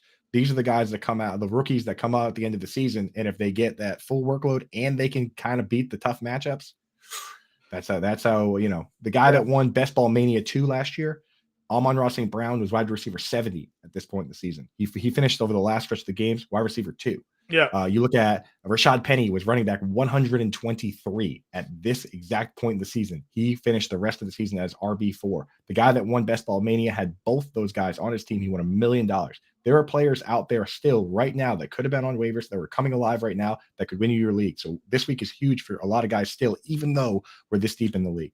Yeah. Love football, man. I agree with you. It's crazy. Still plenty of opportunity for guys to break out and find success here. You got your tight end whisperer shoes on here. Michael Schiller wants to know Juwan Johnson, Trey McBride, or Logan Thomas. So I would have said Logan Thomas 100%, but he's banged up. I don't like the matchup for Juwan Johnson. It's one of the worst matchups you could have as a tight end. So I'm kind of leaning into Trey McBride, especially like we talked about. If, it's DeAndre Hopkins, if Marquise Brown's going to be limited, I mean, they don't have Dortch. They don't have Rondell Moore. He's going to have to play a full snap share. In the game that Zach Ertz got hurt, Trey McBride played 91% of the snaps. That's a bigger snap share than Gerald Everett played in any game the entire season. So it's like, when I look at these matchups and I'm trying to decide where to go, give me the guy who's going to play. It's a high over-under game. They're playing. It's a good matchup. Trey McBride's got to be the guy with, Juwan Johnson getting the 49ers. I like it better now that Kyler Murray's a quarterback over Colt McCoy. I'll tell you that much. For sure. Could be good. Could be a good spot, man. He's a good player. They spent a high pick on him. Yep, I agree with you on that one there as well. Other question we got below that one here. Gus Draker, Algier. Timothy, we already answered. Right. T-Rob in the chat. T-Rob skipped the line. Yeah, he skipped the line. We got his question already answered. I'm just like Ron Burgundy here. I read what's in front of me. Come into the Bettor Sports Network app. Join the VIP section. Get your questions answered right away. Kevin Hawley just did. Juggernaut's got one for us. Need a defense this week. Titans or Broncos here? Ooh, Titans or Broncos. I think my knee-jerk reaction is not to start the Broncos, but that's going to be such a low-scoring game. Home versus Cincy this week. So that is that. So I said the Titans were a sneaky DFS play today. If you believe the way they've played defense lately is the real thing, because what does Cincinnati do? They give up a ton of sacks, and Joe Burrow's generally good for one pick, right? Mm-hmm. Like at least one. He's thrown multiple games this season already. But you look at the Titans defense, and they've again after the quarterback. So if you're playing DFS and you want to be different, I don't think anybody's playing Tennessee's defense today. Denver feels pretty easy. Sam Darnold, 36 game total. That one you probably if you want safe, maybe Denver, and Titans have the upside there. So yeah, I'd start Denver and redraft, but Titans and DFS is interesting. Dude, that guy Jeff Simmons is an animal. Jeffrey Simmons is a real problem. He's an animal, dude. They number 98 up the middle. Keep an eye out for him when you're watching that game, because that guy is he kind of commands a double team, or else he gets in the backfield and just starts wreaking havoc. So that's a big one. Yeah, living the dream. This must be really living the dream. Needs to start 3 of 4. Alvin Kamara, Chris Godwin, Najee Harris, or Keenan Allen. Yes, you're living the dream for real. Yeah. I think I'd bench Najee Harris. You have all these guys that play the whole game. They're features in the offense, so you might as well just bench the guy that's not playing as well as the other guys. I mean, Najee does get the one thing going for Najee once again is the snap share, right? He plays like 70% of the snaps, but I don't know, John. Is there somebody else out of those 4 you would bench? You can't bench Alvin Kamara. Yeah, probably. You're not going to say Kamara, so it's probably Najee Harris against the Colts. It's probably the way I would go about it as well there. Let's see here. Cruz Garcia wants to know Higgins or White and a flex at half PPR. Wow, that's tough, man. Because I'm still going to go White though. He ran over 100 yards against Seattle. I mean, there's some real upside there. My rule of thumb a lot of times is like back end RB1 versus back end wide receiver 1. I'll take the RB. Yeah, I'm going to go the RB as well. We have let's see here. John Curtis, full PBR, Gibson or Godwin today. I like Godwin. Gibson's still splitting with Brian Robinson, but he's been better. I don't know. The weather, though, for me, I think I'm going to go Gibson here because it's going to be windy and rainy in Washington as well. He's been getting more of the carries, it feels like. So I'm going to go Antonio Gibson. You can run on the Falcons. Yeah, you can run on the Falcons. We got Anonymous in the chat. I don't know if this is somebody that came over from our YouTube channel or not, but he's got Pickens or Foreman. Pickens or Donta Foreman. That's tough, man. That Donta Foreman is in that game of death over there. That's just like Pickens does have the tough spot against the Colts defense, though. Colts have good secondary. Yeah, Pickens I'm hasn't gonna really go been. I'm gonna go Donta Foreman. I'll go Foreman too. Yeah, Pickens hasn't been as exciting as of late. Yep, I agree with you. Mordheim, Lawrence, or Mariota today? We like Lawrence. No, you're calling that, John. That's both bad quarterback games. whisperer. Both are bad games. At least Mariota runs. Give me Lawrence. Like Lawrence. It's just a tough spot, I think, for Mariota. He's got to do it all by himself when it comes to running the football. So that's my worry there. Cool. Let's go back to some of these game previews quickly here. Bang out the rest of them that we got to talk about. Chargers, Cardinals. Cardinals are home, getting 3 points, 48.5 game total. Going to be your DFS popular stack game of the day. Hollywood Brown again returning, expected to be limited. Kyler Murray's expected to return here. Mike Williams, Rondale Moore, Greg Dortch, all going to be out. Zach Ertz, we know, is out. Chargers here, Gerald Everett's going to be back in the lineup for them. This is the number one spot for tight ends against defenses here. The Cardinals, not very good after being the best team against tight ends the last couple seasons. Now they're the worst. Again, James Conner's in a great spot. The Chargers are 30th in fantasy points allowed to the running back position. So a lot of fantasy goodness here in this spot. Yeah, kind of weird. I mean, I know the year before last they had Devondre Campbell, then he left. But then last year they were still pretty good versus tight end. It seems like Isaiah Simmons has really struggled, man. He's really struggled to cover tight ends this year. And then last week he got hurt. So he is now out for this game. I'm fairly confident, which means if Gerald Everett can play a full snap, like if Gerald Everett was 100% healthy, I would have him a top 5 tight end this week. But he's coming off a groin injury, didn't even play at all last week. We don't know how much he's going to play. It makes him kind of a dicey play. If you were going to, as far as DFS goes, if you were going to stack this game this week, what direction would you go? Like which quarterback would you go with? And then how you the more popular play would be Herbert. So you just pivot off of that and get the cheaper play with Kyler if you want to go in that direction. There's the value of wide receivers is so great on the Chargers that it makes it pretty easy to stack that game that way. But if you want to be different, play Kyler Murray, play Austin Eckler, right? Because most people probably don't play Eckler if they're going Herbert for the most part. Right. And nobody's going to be spending up at running back today either. So you get Hopkins in there, you get Eckler, you get Josh Palmer and like Gerald Everett, and you go that way with the stack. Go Trey McBride. Trey McBride with Kyler Murray, dude. I like that. You could go that way as well and just sort of get that exposure because the other side is going to be super popular, right? Keenan Allen at 6,100, like free money.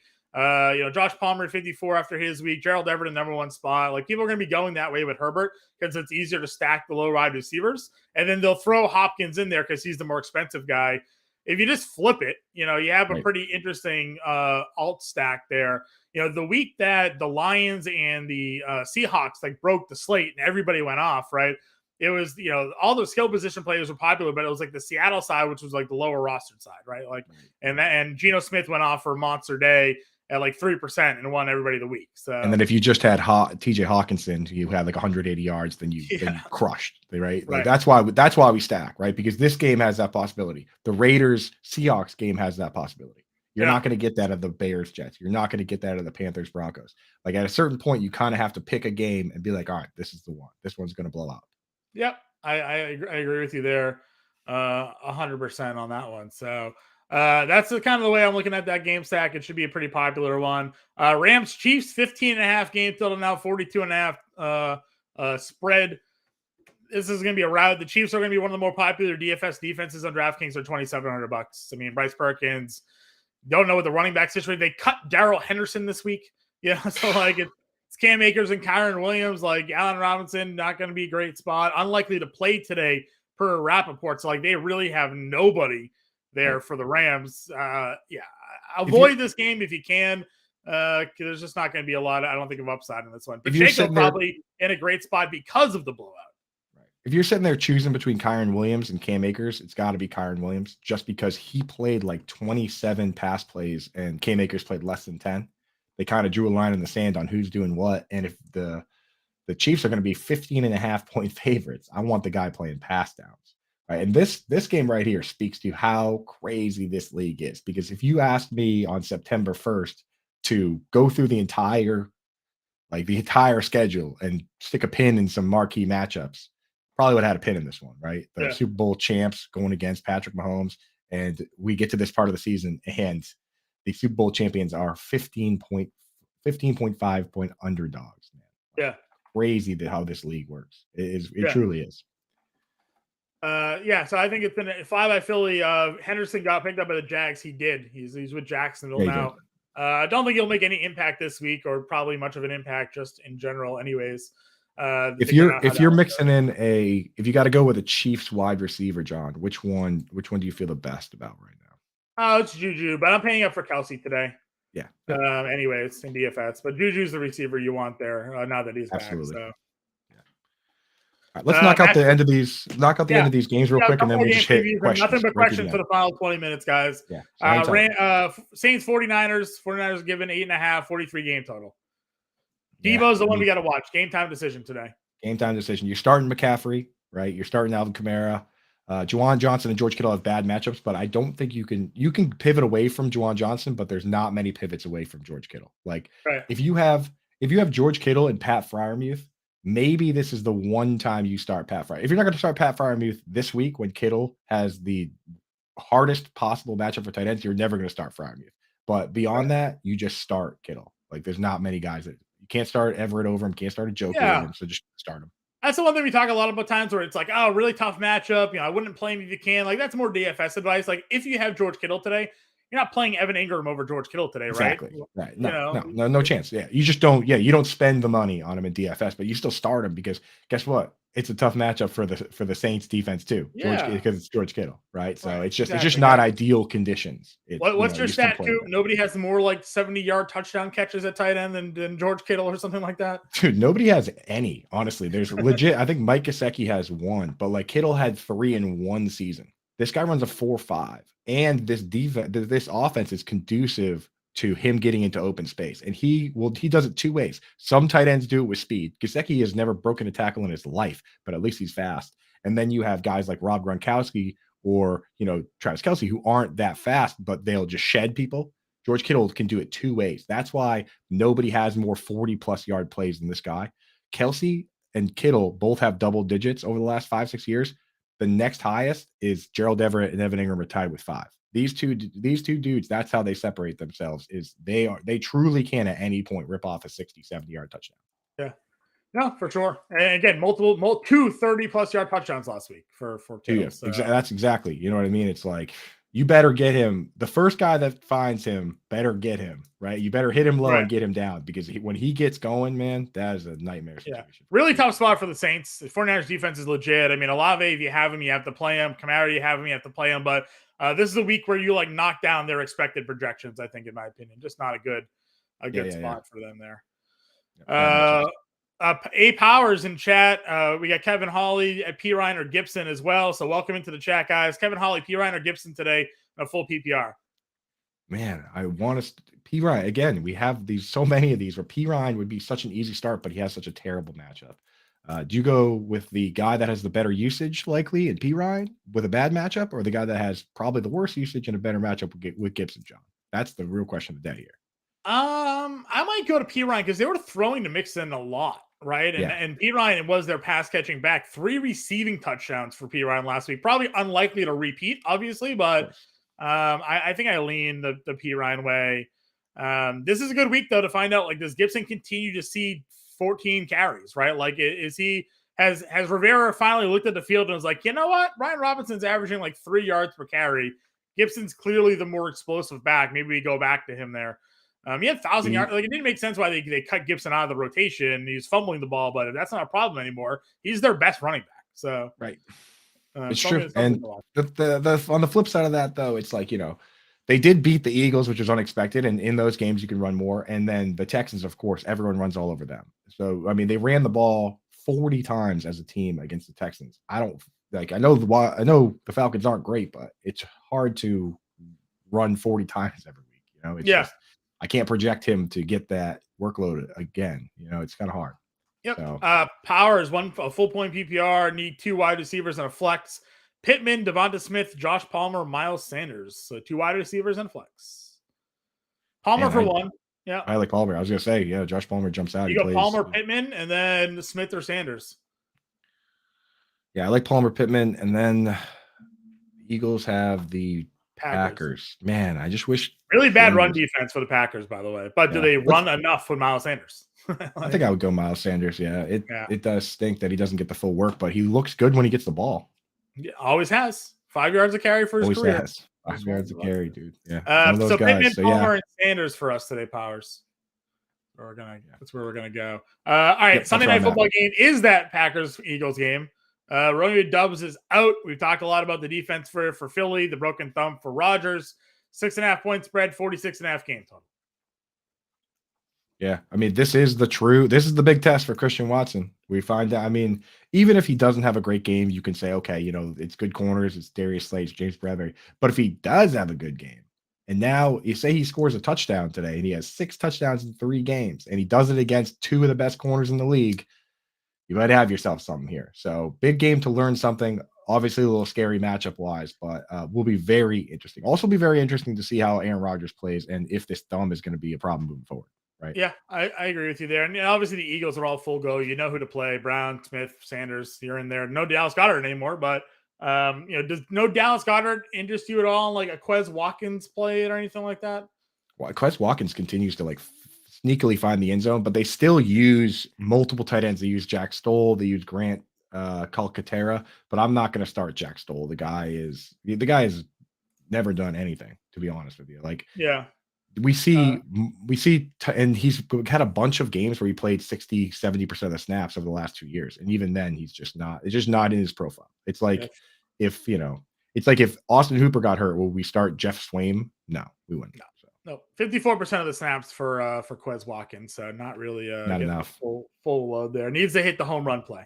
And then Monday Night Football, Steelers, Colts, 2.5 point spread, 39.5 game total for there. Again, Matt Ryan being quarterback has kind of revitalized some of the fantasy goodness there for the Colts offense. Steelers are on the road. Their defense got TJ Watt back. They've looked a little bit better. Their offense has ticked up a bit as well, but Colts defense at home is probably going to stand up, I think, in this one. Yeah.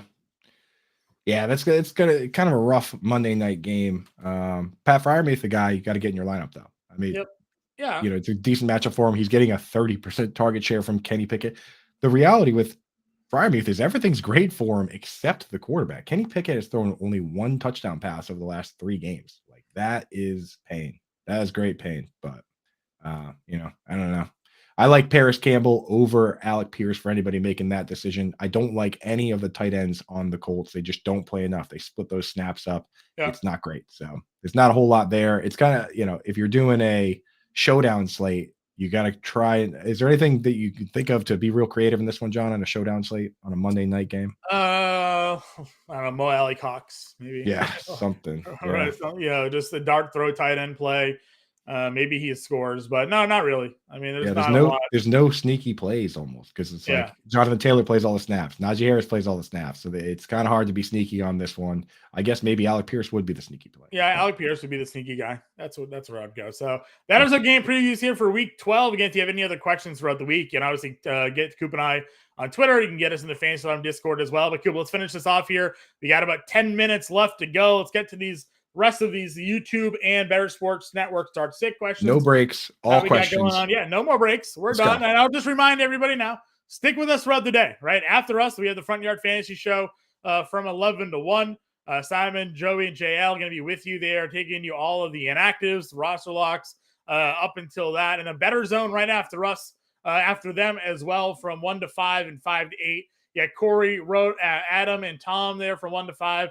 And Holden Kushner, Greg Lanyard from 5 to 8. Of course, we also have the Jock Market contest that's going on, the Beat Adam Ronis contest. Make sure you sign up for that as well.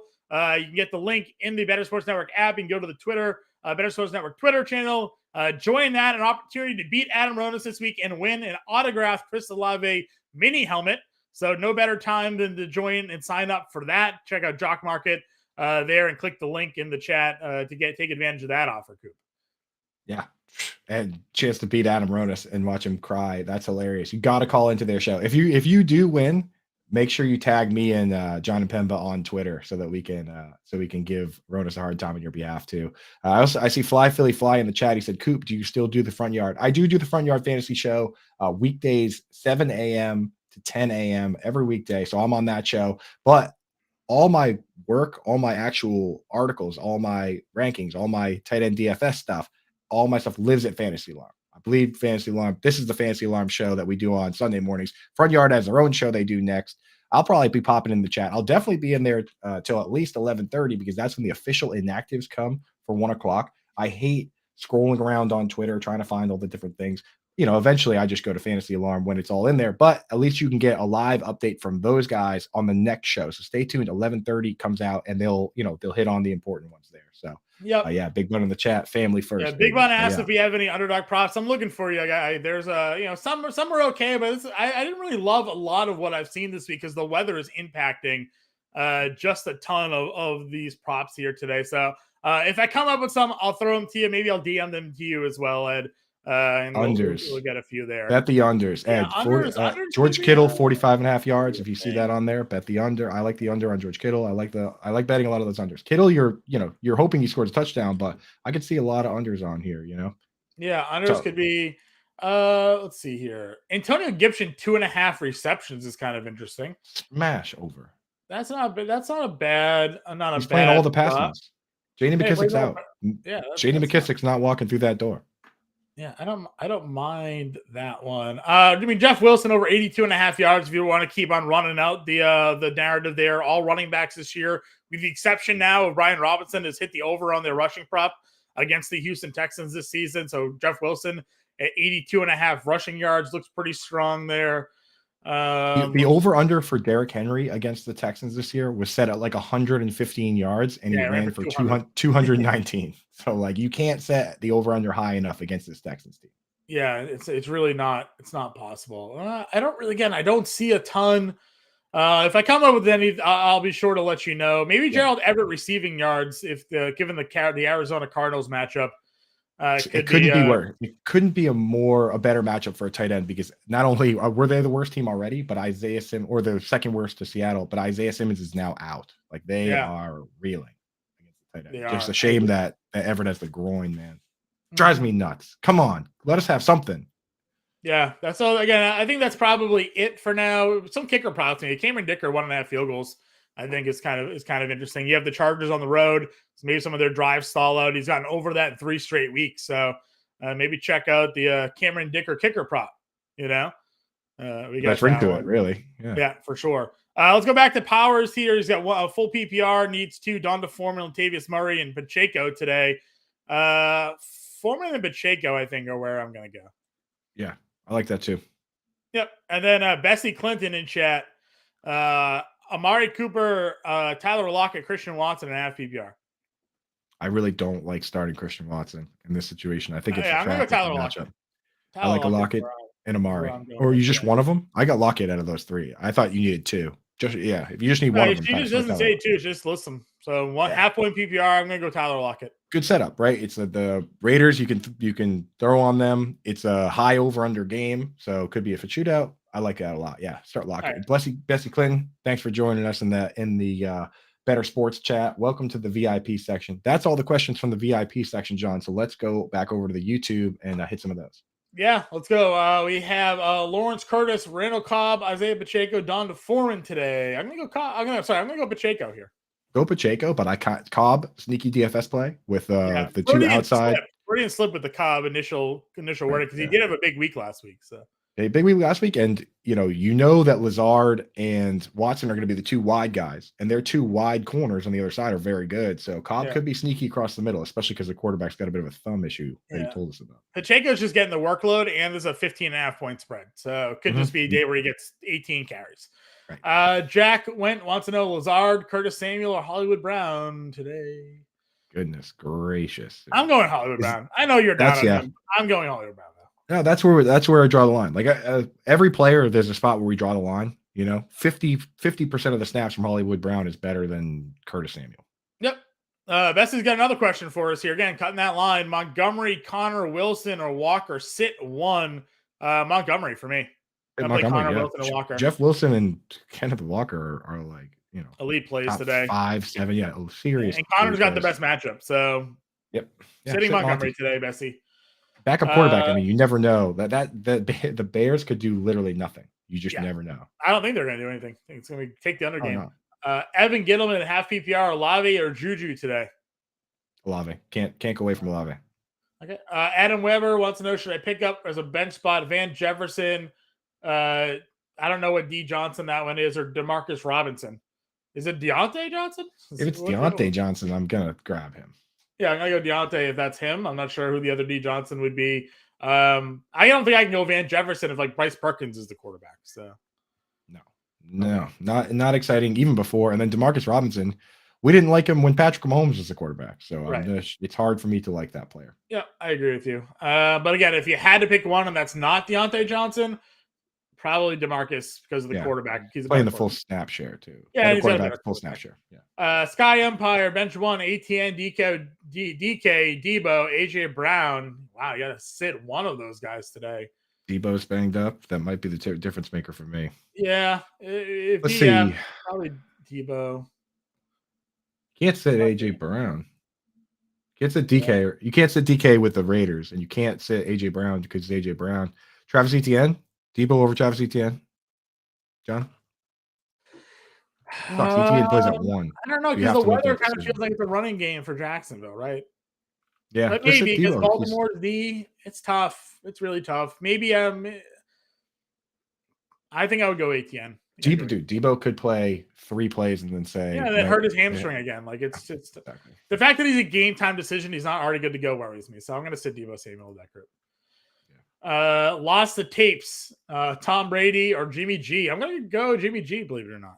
Jimmy G's been great. Jimmy G only has 1 game with under 16 fantasy points. He's just quietly throwing a lot of touchdowns. Man, yep. So. All right, let's try to go rapid fire here because we got a couple of minutes left before we go. But don't leave the channel. Stay with us. Front Yard Fantasy coming up next. Let's see. Latavius Murray, Christian Watson. Murray. Campbell, P. Ryan, Boyd, or Foreman? P. Ryan. Let's see. Evans, Chubb, or Cooper? Guessing this is a DFS. Mike Evans. Yeah. Oh, my God. Nick Chubb. Damian Pierce, Nick Chubb, or Antonio Gibson. Start 2. Nick Chubb and Damian Pierce. Eagles, Chiefs, or Broncos defense? I like the Chiefs. The Chiefs are going to win by – the Chiefs are 15-point favorites. Yeah. Start 2, Palmer, Sutton, Peoples-Jones, Christian Watson. I like Palmer, DPJ, John. Do you like somebody else? No, that works for me. Miles Sanders, Godwin, or Latavius today, or Josh Palmer. So Palmer, Sanders, Godwin, Murray. I'm gonna go Chris Palmer. Godwin. I can't rank Palmer over Godwin. I just can't do it. All but right. We're split. We'll flip a coin. One of the two. Flip a coin. Let's see. I just got lost. Amari Cooper, Tyler Lockett. Oh, Clinton Bessie. Good. She's in our chat. She already got that question answered. That's how you cut the line. That's how you cut the line. Final question: Robinson or Ayuk for today? Ayuk. That is it, everybody. Week 12. Stick with the channel again. Front Yard Fantasy coming up, and then Better Zone after that. Get Coop and I in Discord and on Twitter. This is the Game Day Playbook presented by Fantasy Time and Bettor Sports Network. Good luck, everybody, in Week 12. We'll see you next week. Week 13.